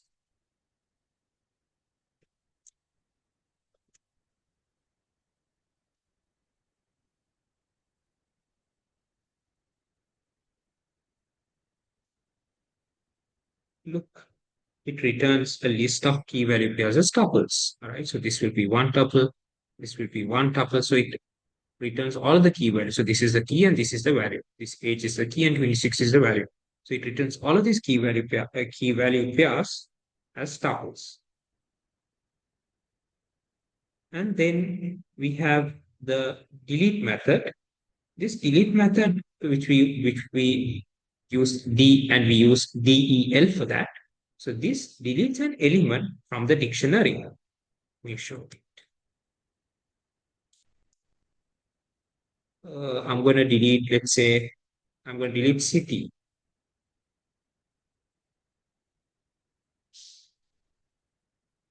and then I'm going to print the list.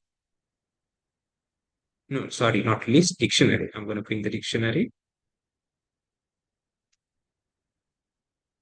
Look, city have been deleted. Right, we're not anymore getting city. Right, this have been deleted.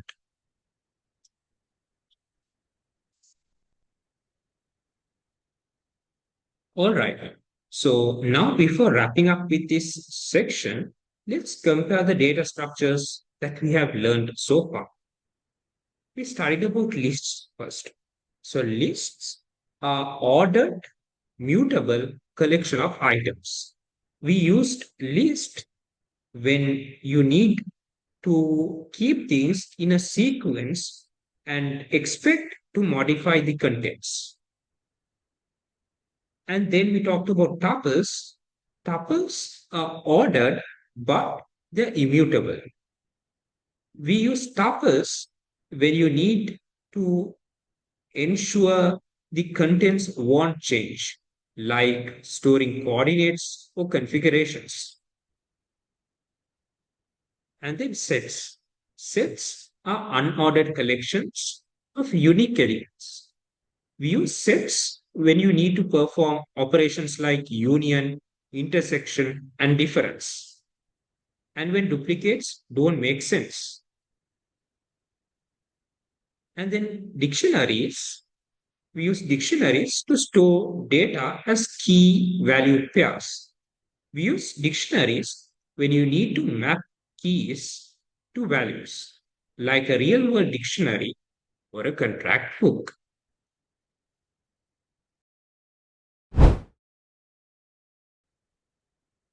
Welcome to this section on NumPy. NumPy is one of the most important libraries for numerical computing in Python. NumPy stands for Numerical Python, and it is a powerful library that allows you to work efficiently with multidimensional arrays. It's widely used in data science because of its ability to handle large data sets and perform mathematical operations quickly. At the heart of NumPy is the array. A NumPy array is similar to a Python list, but it's more powerful and efficient. So let's create a NumPy array. So first I need to import NumPy, and I'm going to import it as NP.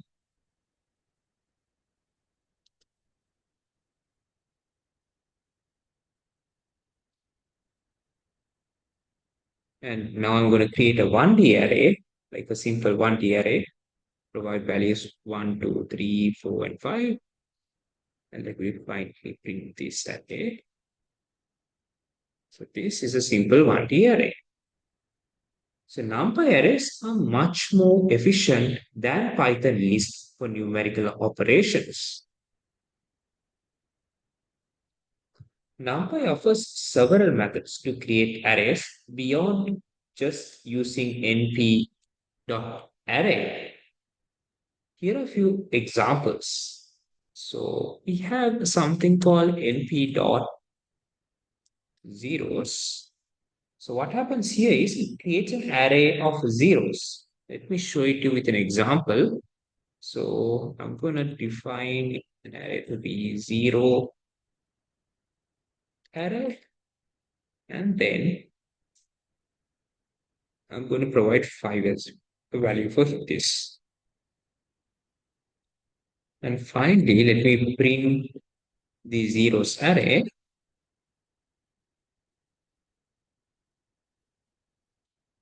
So this creates an array of zeros, and I'm having 5 zeros here. And then we have another one as np.ones. This creates an array of ones. So I'm going to name it as ones array and provide 3 here. And let me print the ones array. So now I get 3 ones here. So this is an array of ones. And then we have np.range as well. So np.arrange creates an array with evenly spaced values. So let me show that as well with an example. I'm going to provide 1 and 10 and 2 here. And let's say the arranged array to this to be a range array. And now let me bring this range array.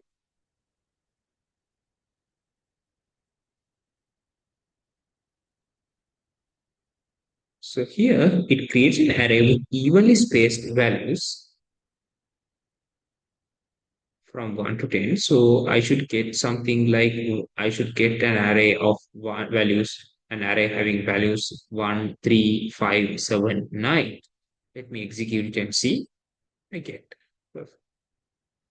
Also, we have something like np dot. Okay, something like this. So what happens here is it creates an array with a specified number of equally spaced points between two values. So for example,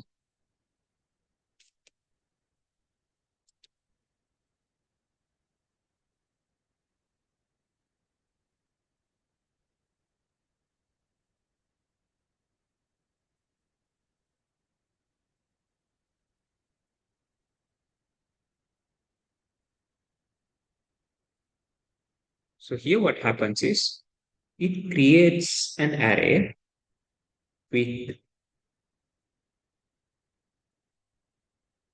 five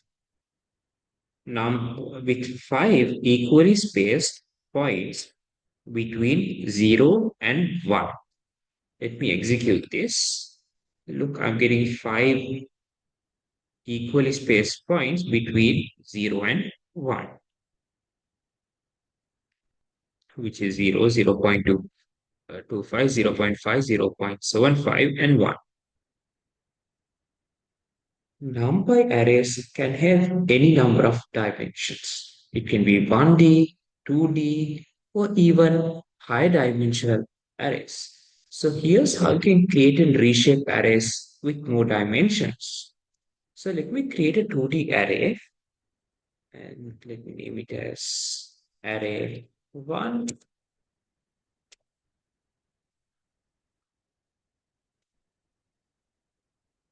And let me print this 2D array. Let me also print the shape of this array.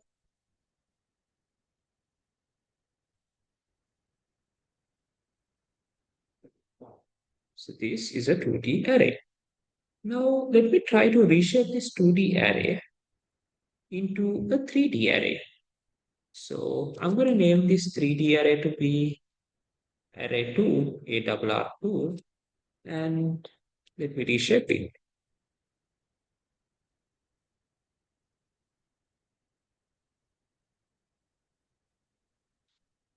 And now I'm going to print array 2.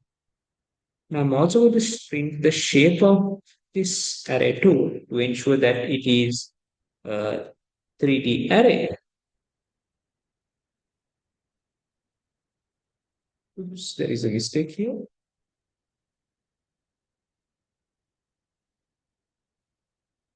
I have mentioned array 1 to reshape. Yes, now it should work.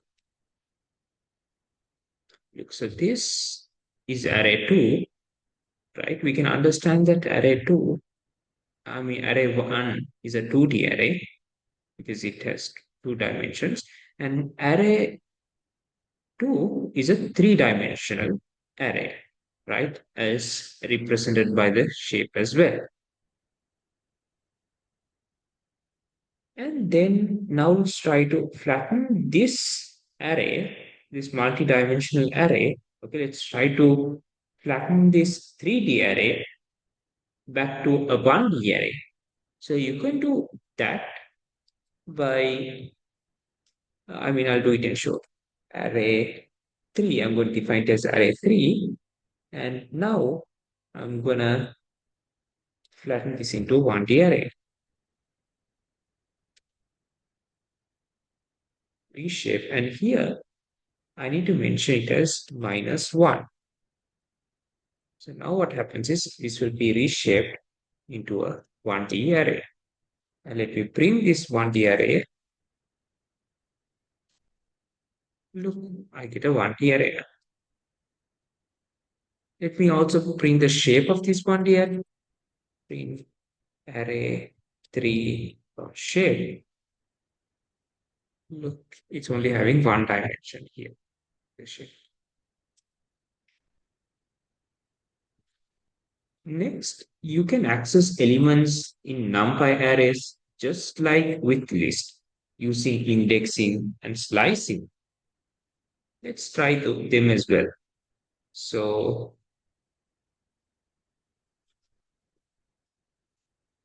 I'm going to write it as array np dot array 10, 20, 30, 40, and 50. So I have defined an array as a double r and I have provided these values. Now, let's look how to access elements by index. So I'm going to print the array, I mean the zeroth index of the array. So that should give us 10, right? Because 10 is the zeroth index, 20 is the first index, and so on. So this should print 10. Let's execute it and see the answer. Yes, it prints 10. Perfect. We can also slice the array. So for that, we need to provide the starting and the ending. So I'm going to print this. Print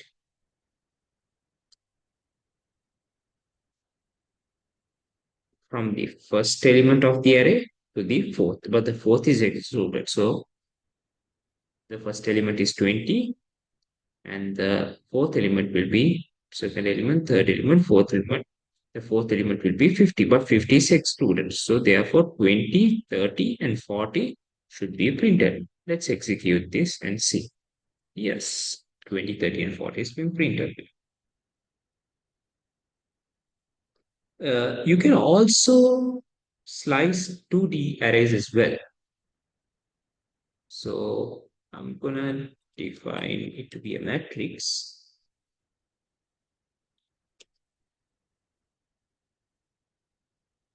2 and 3, and I'm also going to add 4, 5, and 6 into create a 2D array. So I'm getting a mistake. I have forgotten to put a pair of square brackets. Now it should be resolved. Yes. Now I'm going to slice these 2D arrays. First, let me try to access elements in this 2D array.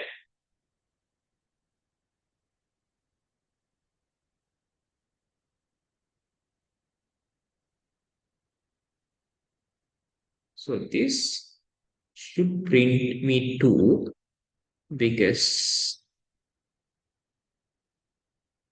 I'm giving it a value of 0, comma 1. So this is 0, the 0th index, and then followed by that I have provided 1. So in this, the first element will be 2. So 2 should be given as the output when I execute this line. Yes, get 2 as the output. Perfect. And then slicing rows and columns. Let me try to slice the rows and columns. For that, I'll use, let's say, print matrix.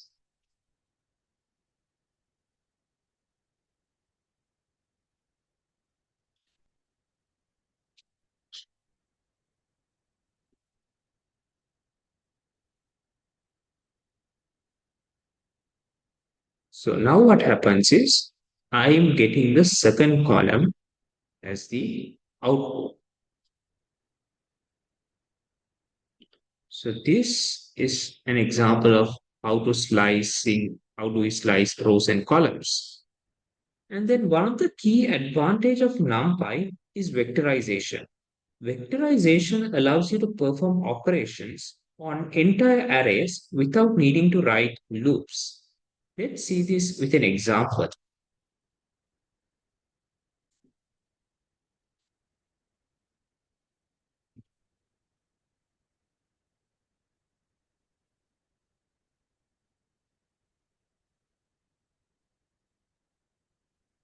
And now I have defined an array as a double R.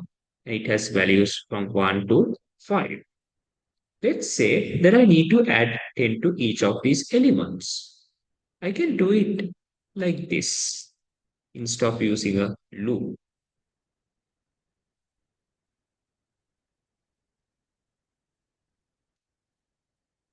And now when I print the new array, so I'm expecting a 10 to be added for each of these elements in the array. So I'm expecting to get 11, 12, 13, 14, and 15. So instead of using a loop, I have used this line and I'm hoping to get 11, 12, 13, 14, and 15. Let's execute it and see whether I get that expected values. Yes, I get it. So that this is where vectorization becomes very important. You can also perform operations between arrays of the same shape. Now I'm going to define two arrays. I'm going to show how you can perform operations between arrays of the same shape. To demonstrate this, I'm going to define two arrays as array 1 and array 2. Let me provide values 1, comma 2, comma 3. And another array, let me name it as array 2. And provide values of np.array. Provide values of 4, 5, and 6. 4, 5, and 6. Okay. Now, I'm going to print array 1 plus array 2. So here, both of the arrays are having the same shape. So therefore, I'm performing the additional operator. I'm adding both of those arrays. So when I add both of those arrays, when 1 plus 4 gives us 5, right? So I should get an array containing the values 5, and then 2 plus 5 is 7, and 3 plus 6 is 9. So the array should contain 5, 7, and 9. Let's check whether we get such an array. Yes. So here, since the arrays are of the same shape, we have been able to perform operations. NumPy provides many built-in mathematical functions that are optimized for performance. Some of the most commonly used functions the mean, standard deviation, sum, max, min, and etc. Let's try each of them. Let's start with the mean function. So np dot mean. So this is how you use the mean function. This calculates the mean or the average. For example, I'm going to copy this array again, 1, 2, 3, 4, 5. And let's say paste it here and execute it.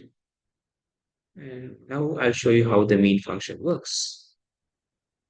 Print np dot mean of the array. So now I'm going to print the average of the array. Let's see. I'm getting 3 as the average because when I add all of these numbers and then find the average, I get 3 as the average. We also have standard deviation. For this, we use std, right? np.std. This function calculates the standard deviation. So I'm going to find the standard deviation of the array. Let's execute this. So this is the standard deviation of the array. We also have a function called np.sum. This sums the elements of the array. So I'm going to provide the array here. And I'm going to find the sum of the array. And let me print it. So here I should get the sum of the array, which is 1 plus 2 plus 3 plus 4 plus 5. That is 5 plus 4 is 9, 12, 14, 15. That should give us 15 as the output. Let me execute it. Yes, I get 15 as the output. And then we have np.max. So np.max finds the maximum value of the array. So the maximum value in this array will be 5. So when I execute this, I should get 5 as the output. Perfect. And then similarly, we have np.min. np.min finds the minimum value of the array. Let's print this as well. The minimum value. So the minimum value in this array is 1. Let's execute it. Yes, we get 1. You can also perform matrix operations such as multiplications using NumPy. Matrix can be imagined as a 2D array. So I'm going to define a matrix 1 and matrix 2 here. Let's say matrix 1 to be the values of, let's say, 1, 2, and again 3, 4. I'm going to define another matrix called matrix 2 and provide 5, 6, and then 7, 8 as the values. Now I'm going to do the matrix multiplication.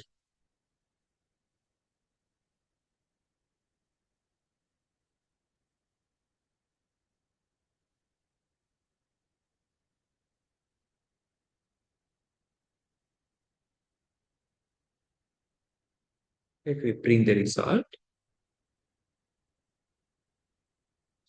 Look, I have performed the matrix multiplication and I get this result. So NumPy's dot function performs matrix multiplication, which is crucial in many data science applications.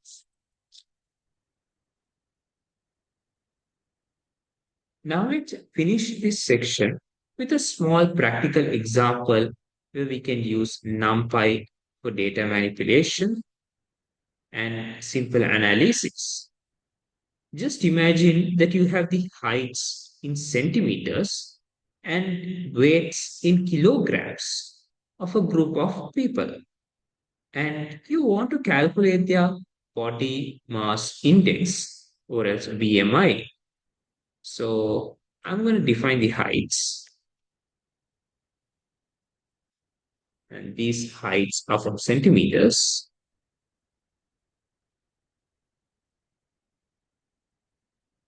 Let's say them to be 170, 180, 190, let's say 170, 180, 160, and 165. And then I'm going to provide the weights, and the weights are from kilograms.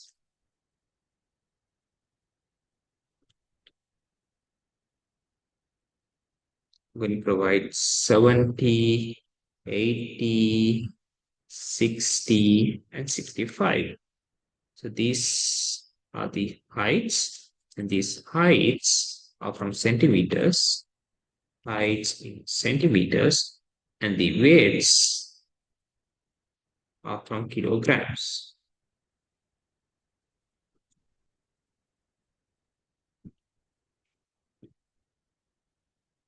So next what I need to do is I need to convert the heights to meters. So I'm gonna convert the heights to meters here.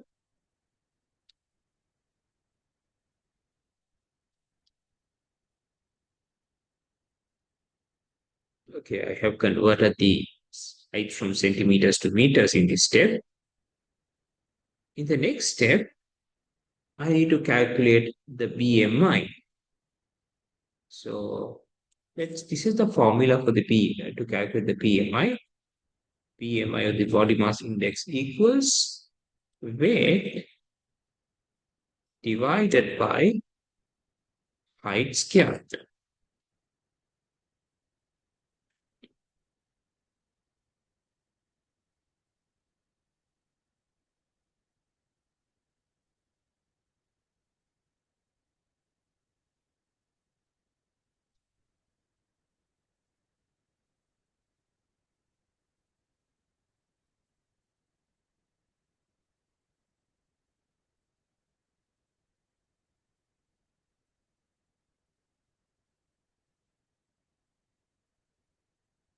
So here I'm dividing the weights by the scale of the heights in meters.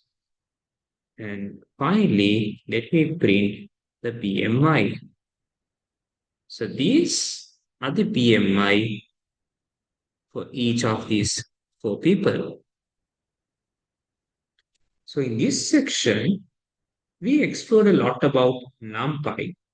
NumPy is a powerful tool that will be a core part in our Python for data science journey.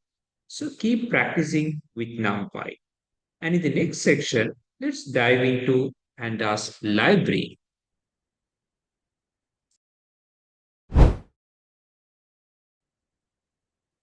In this section, we will discuss about Pandas, one of the most important libraries in the Python ecosystem for data manipulation and analysis.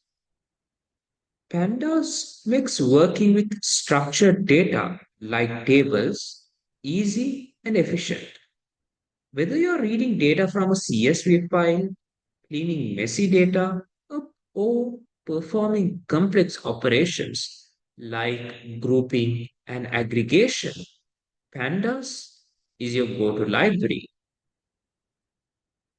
Pandas is built on top of NumPy, which we studied previously, and Pandas provides high-level data structures like series and data frames that makes it easier to manipulate and analyze data. Pandas excel at working with tabular data.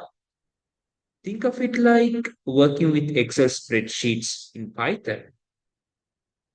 It also allows you to easily clean, filter, and transform datasets. Pandas supports importing and exporting data from O to popular file formats such as CSV, Excel, and SQL databases. Pandas has two core data structures. The first is series. A series is a one-dimensional, a 1D labeled array similar to a column in a spreadsheet. And then we have data frame, which is also a core data structure in Pandas. This data frame is a 2D labeled data structure like a table with rows and columns. All right. So first, let's start by importing pandas. Let's import pandas as PD.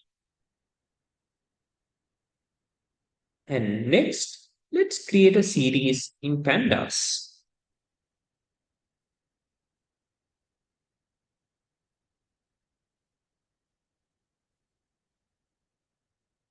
Let me include 10, 20, 30, 40, and 50 as the values. And let me print the series. So this is an example of a series in pandas. And now let's create a data frame as well.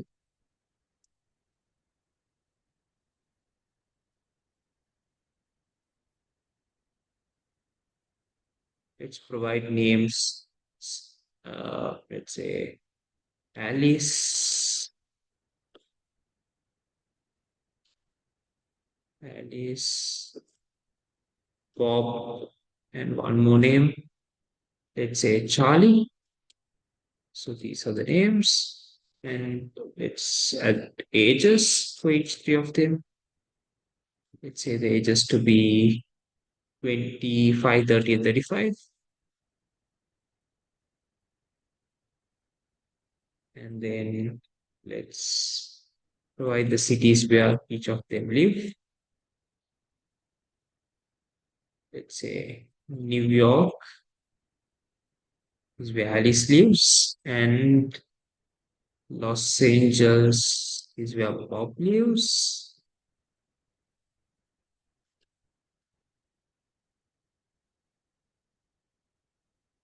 And the third one lives in Chicago.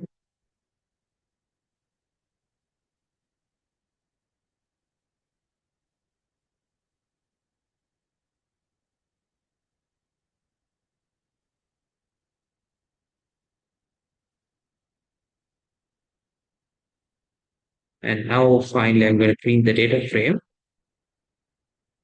So this is a data frame. This is like a table with rows and columns. So a data frames are powerful because you can access individual columns, rows, or even specific cells easily. Let's explore how to access data in a data frame. So let's access a column. I'll try accessing the name column. Look, so here I have accessed the name column. So then it gives, and I have printed the names under the name column, which is Alice, Bob, and Charlie. So here, DF name, this one, the DF name, this part which I've highlighted, selects the entire column labeled name, and this will return all values under that column as a series. And that's what I have printed here. You can access rows using either .log or .ilog. Let's look how to use log and ilog to access rows with examples.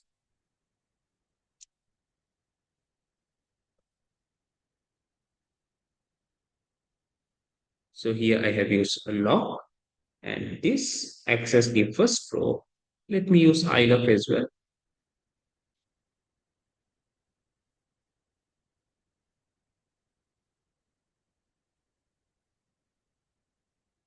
So this access the second row by index.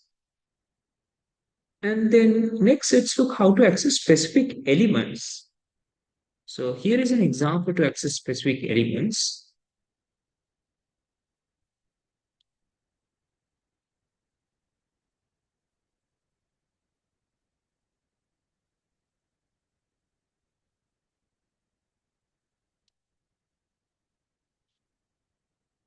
So I have used O instead of 0. Okay. So here I have accessed a specific element by row and column. This is an example of accessing a specific element by row and column. Next, let's look, and then, okay. One of the most common tasks in data wrangling is filtering data. You can filter a data frame based on conditions. Let's filter our data frame to find rows where the age is greater than 30. Oops. Filtered data frame.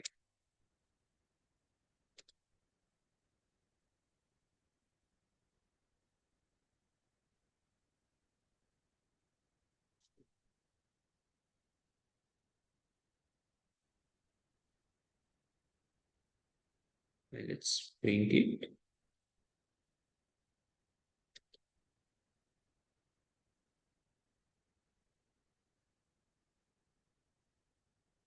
So here what I've done is I have filtered the I'm finding the rows where the age is greater than 30, right? So if you look into this data frame, in this data frame, only one row is having ages greater than 30, and that's only for Charlie, right? So here I have I'm fine. So here when I find the rows with ages greater than 30, I get only the row uh, with Charlie, right? So that's why I get this as the output. You can also filter data based on multiple conditions using the and O operator. So let me show an example.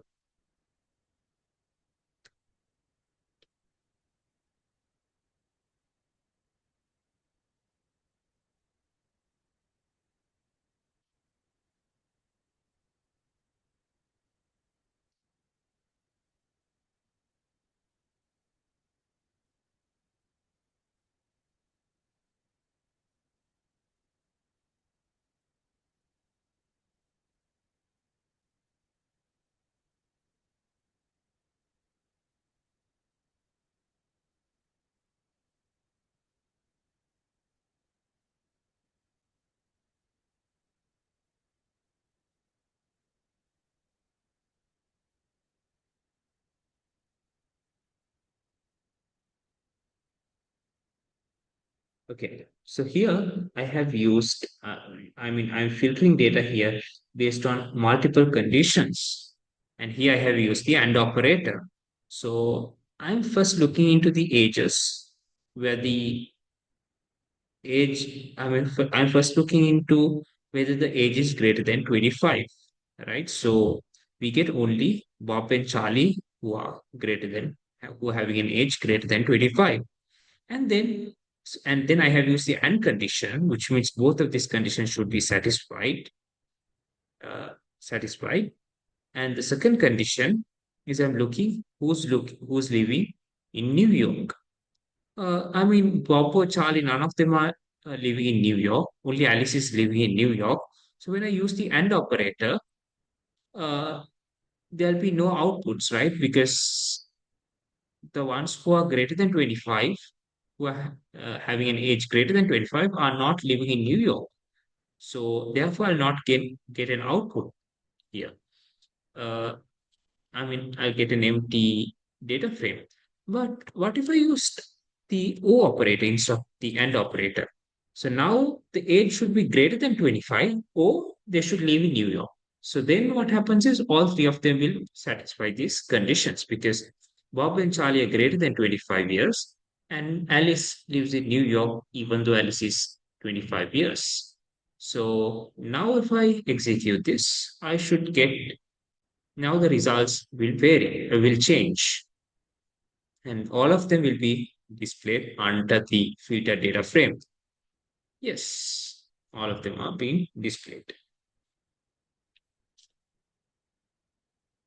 Pandas also provides the group by function, which is essential for grouping and aggregating data. Let's say you have a larger data set and want to group data by a column and then apply an aggregation function like sum, mean, count, and etc. So here is an example of grouping and aggregating data. So I have already copied it and let me paste it. So here we see, so this is an example of five different people, right? These are the cities where the five people live, and these are the annual income of these five people. And here I have grouped these five people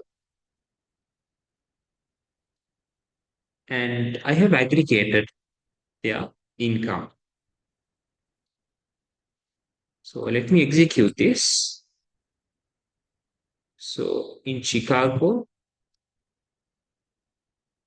it's this value. In Los Angeles, it's this value. And in New York, it's this value, right? So here, this is an example of grouping and aggregating data.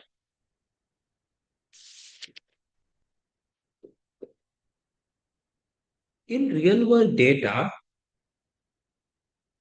you will often encounter missing values. Pandas makes it easy to handle missing data using methods like isNull, fillNA, and dropNA. So here is an example. Uh, let's create a data frame with missing values. Uh, let's say data, and this is going to have missing values. Let me copy this, or else I'll have to write everything from first. Let me copy this and make some changes. So Alice, Bob, and let's make this to be none, a missing value. And then let's say the age of Bob is missing. And let's say, yeah, the city of Bob is also missing. Right? We don't know where is Bob living, right? Okay, so let me execute this. And now let's check for missing values. And to check for missing values, I'm going to use the isNull method.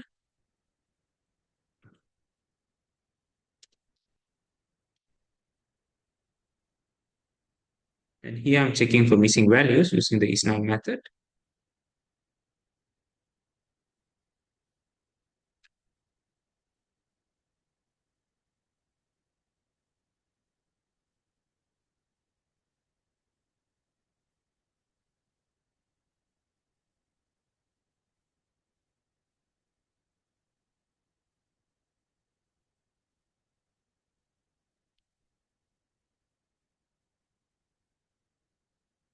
No, wait.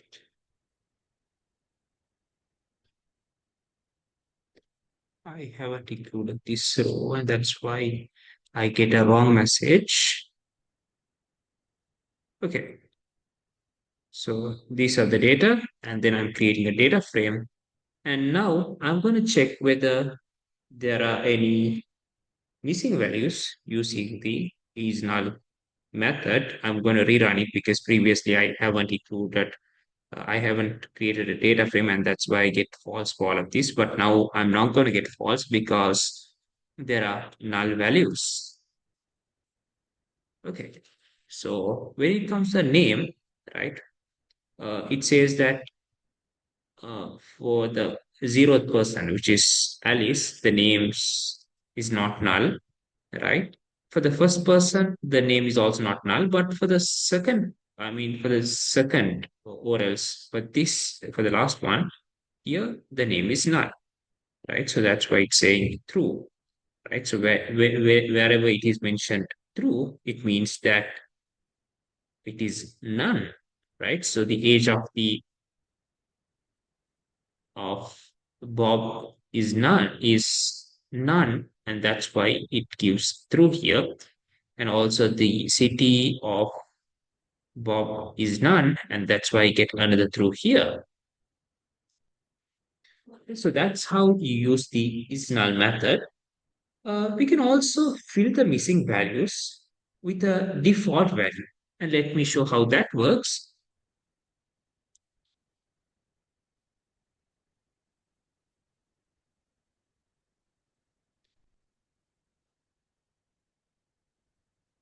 So I'm going to fill it with a default value, fill the missing values with a default value called unknown.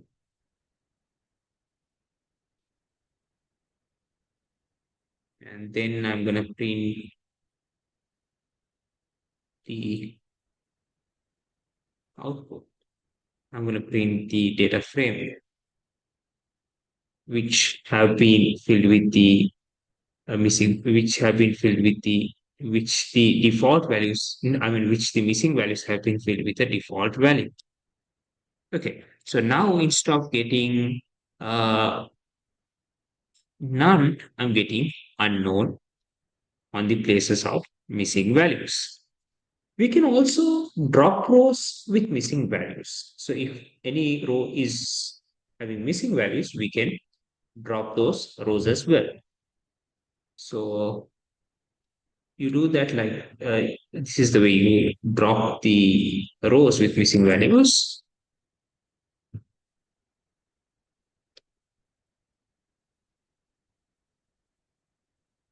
So when you use drop NA, the row will be dropped. And I'm going to print the output. So except Alice, all other rows have been dropped, and that's because looking at the first row. In the first row, the age and city are missing, and because of that, the first row is being dropped.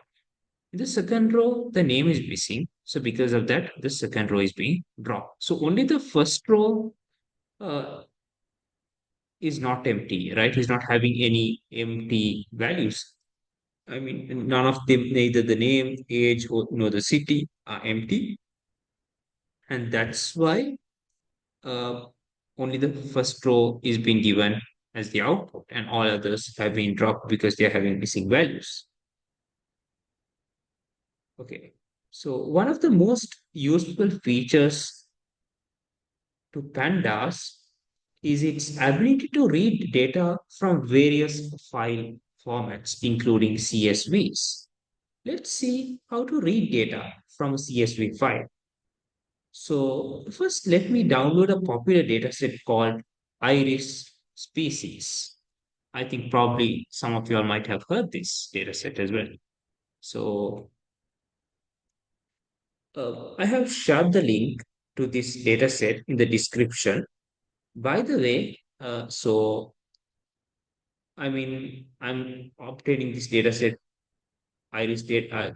I mean, you can download this dataset called Iris species even from Kaggle, right? That's how I'm going to do it now. By the way, Kaggle is one of the largest data science communities where you can find lots of data sets, many different data sets. Iris dataset is a famous collection of dataset used in machine learning. It contains information about iris flowers from three different species. So now let me download the iris species dataset by clicking the download button. It's asking me for the login details. Okay, I signed it with Google, and now let me download it.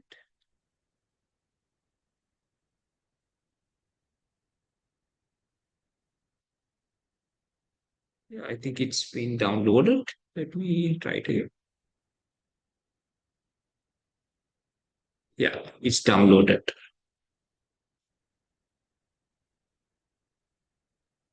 And once it's downloaded, you can extract it and copy the path of the CSV file. So it's downloaded. Uh, let me first extract it. Let me extract it and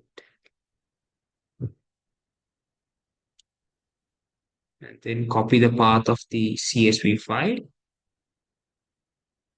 Copy as path. Okay. And now let's go back to the Jupyter notebook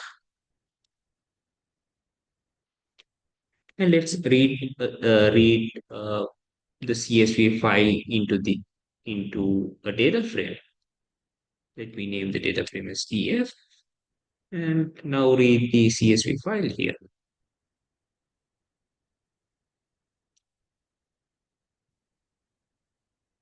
Let me paste the link.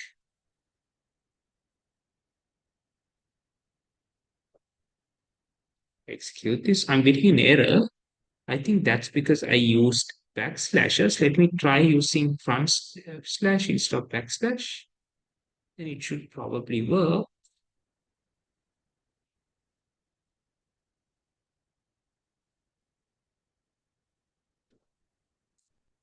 Let me execute it again. Yes, now it works. So we try to use front slashes instead of backslashes. I think that was a problem for me as well.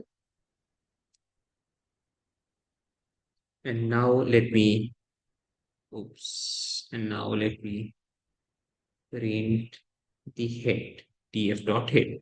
So what happens here is that when I use the head function, df.head, what happens is that it prints the first 5 rows of the data frame. We execute this. I mean, you can even change. Let's say if you want to print the first 10 rows, you can enter 10 here and then it'll print the first 10 rows. But for now, let's just use the first 5 rows, right? If I keep it empty, it'll print the first 5 rows.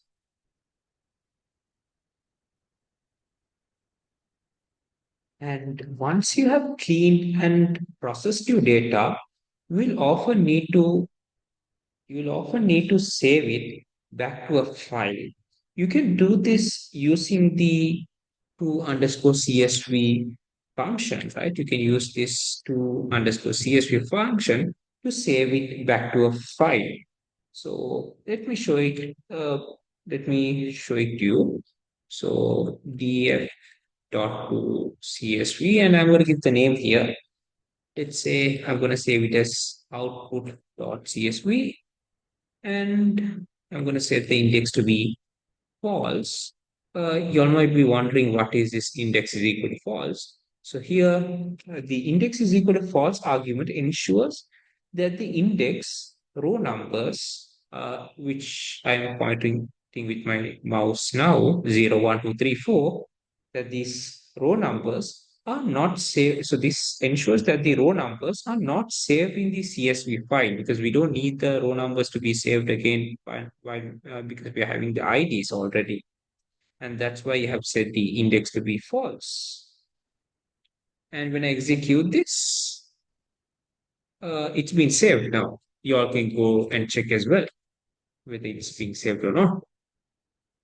Okay, so Pandas makes exploratory data analysis EDA a breeze. Now let's take a look at some basic exploratory data analysis techniques using the same Irish dataset. So let's get basic statistics about the datasets. For this, we can use describe, the describe function. So I'm going to print df.describe. I'm going to execute this line df.describe.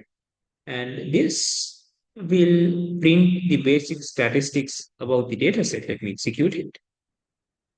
So I'm getting the count, the mean, the standard deviation, the minimum, the 25th percentile, 50th percentile, 75th percentile, and the maximum. I'm getting all of the statistics about the data set.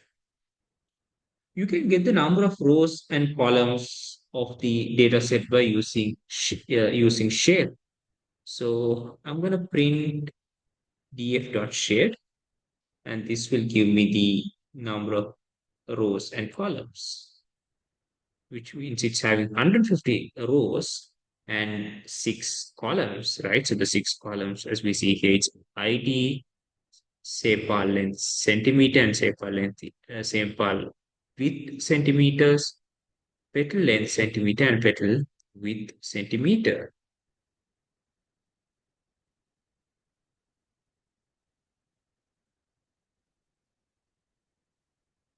And the species, and that's why I'm getting 6 because it's considering the species as well, right? So this will be, so we are having 6 columns: ID, sepal length, sepal width, petal width, and species. So those are the 6 columns. And then let's look how does the df.info works. Print df.info. So what happens here in this line is that it get information about your data types and missing values. Let's execute this as well. So it's saying that there is no null in the ID column, no null in any of these columns, right? Sepal length, sepal width, petal length, petal width, and species. None of them are having uh, null values. It's saying all of the 150 values are non-null for each 6 of these. And it's also giving the data type. For ID, it's integer, and sepal length, sepal width, petal width are having float values, float data types, and species is having object data type. It gives the data types as well. And next, let me show you how to get the count of unique values in a column. So in this line, I'm going to identify, I'm going to get the count of unique values in a column. So let me execute it. So these 3 are the unique values, right? Irish, Sentosa, Vensic, these 3, right? These 3 are the unique values, and it's there for 50 times each, right? You get 50 non-null values. You get 50 values for the first species, 50 values for the second species, and 50 values for the third species. Okay, so in this section, we covered a lot about pandas. We learned about how to create and manipulate series and data frames. We explored about data wrangling techniques, including filtering groups and aggregating data. We also discussed how to handle missing data, and then we learned how to read and write data from or to CSV files. We also performed some basic exploratory data analysis. So Pandas is a powerful tool and you will continue to use it frequently in your data science journey. So practice what you have learned in this section with real world data sets. You can find a lot of useful data sets from the Kaggle platform. So practice what you have learned in the Kaggle, using data sets in the Kaggle platform. And in the next section, we'll be discussing about the Matplotlib library.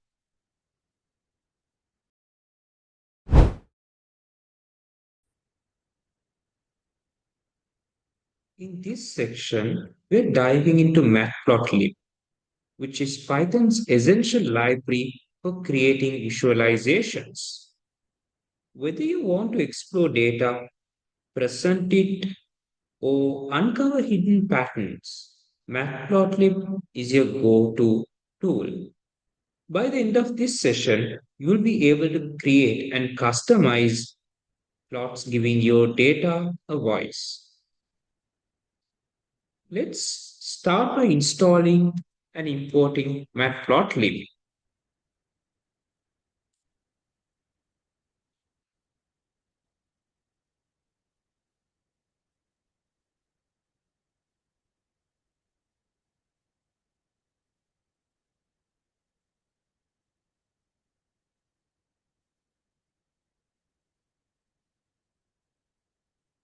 Since we'll also be working with the iris dataset, we'll also import pandas to load and explore the data.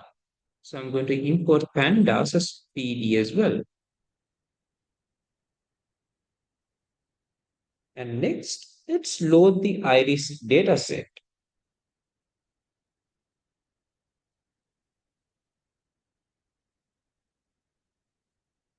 And now here in this space, you need to copy and paste the part of the CSV file which you downloaded in the previous section. So I'm going to paste it here. And I'll also try changing this backslash into forward slash.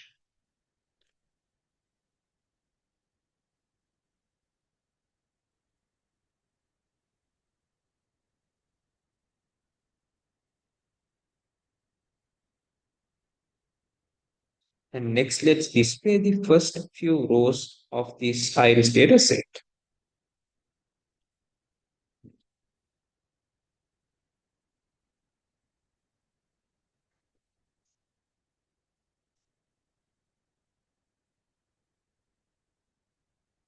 Matplotlib.pyplot, which is this is a co-plotting module in Matplotlib.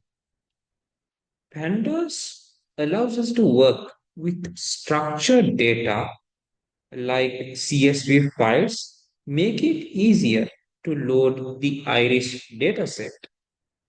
The head function, which I have been used here, displays the first 5 rows of the data set to get an overview of the iris dataset.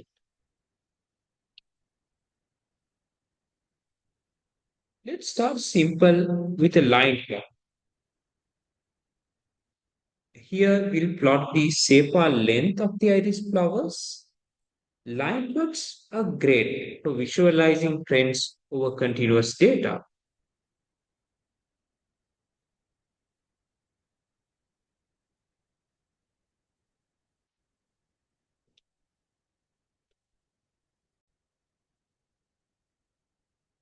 Here, I'm creating a line plot for the sepal length. And now let me execute this.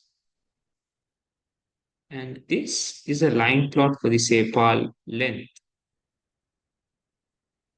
So if we look into the code, right, I have plt dot plot.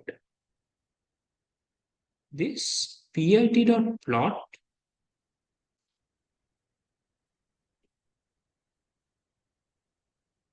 the plt dot plot plots the sepal length column from the data set. And I also have plt.title below the plt.plot. And then I have plt.x label and the plt.y label. These customize the title and labels to make the plot more meaningful. And then just below the plt.show, just above the plt.show, I have plt.legend. This adds a legend to help identify the line.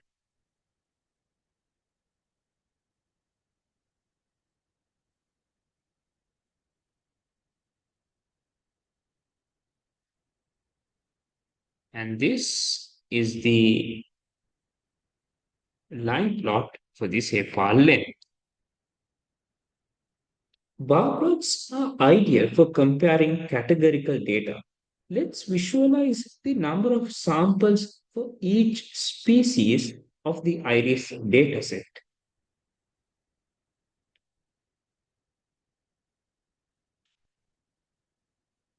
So here I'm going to create a bar plot for the iris dataset. I have used value counts here. This counts how many instances of each species are present in the data set. I have also used the plot kind bar. So this creates a block plot with different colors to represent each species.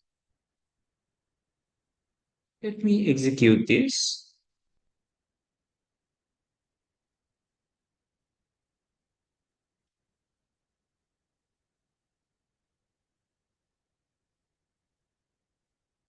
So this is a bar plot for different iris species. Next, a histogram helps us to understand the distribution of data. Let's plot a histogram for the petal length of iris flowers to see how this feature is distributed.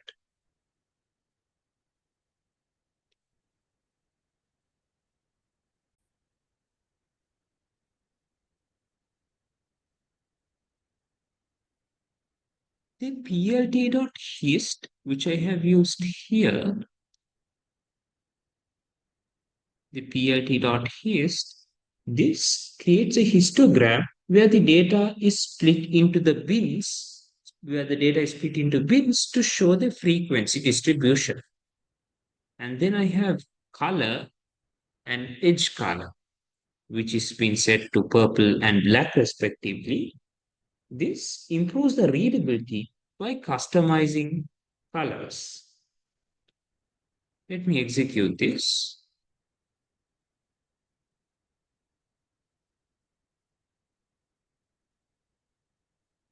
And is the this is a histogram which I obtained for the distribution of petal length. Next, the scatter plot helps us visualize the relationship between two variables. Let's create a scatter plot to explore the relationship between sepal length and sepal width. Scatter plot for sepal length versus sepal width.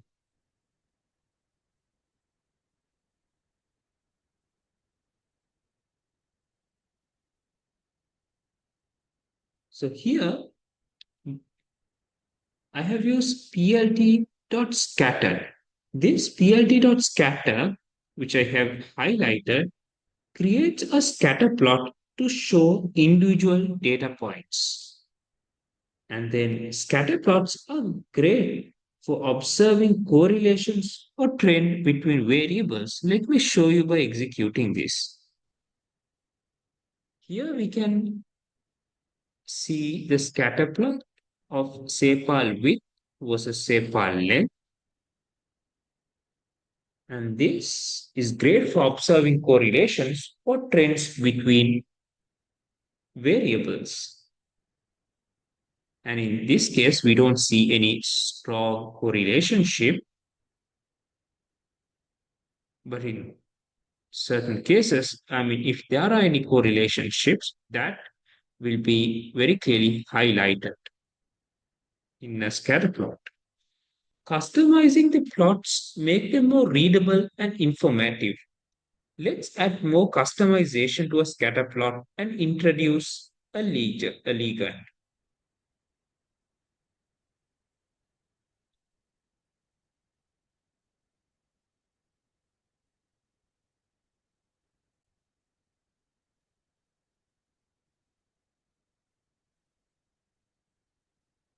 And now let me execute this.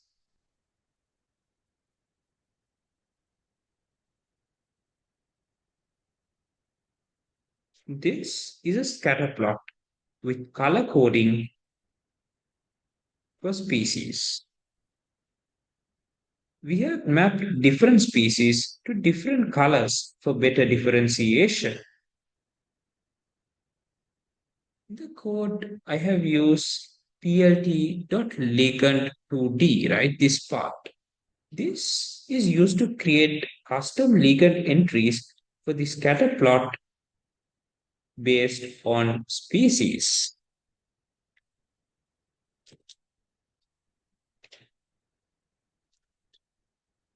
Matplotlib also allows you to create multiple plots within the same figure using subplots. Let's see how we can visualize multiple aspects of the dataset at once. Let me show it with an example. This. So when we look into this code, let me first execute this code. So here we can visualize multiple aspects of the data set at the same time. And here I have used subplots, right? I have used the keyword subplots, plt.subplots, and this creates a grid of subplots where we can visualize different features side by side. I've also used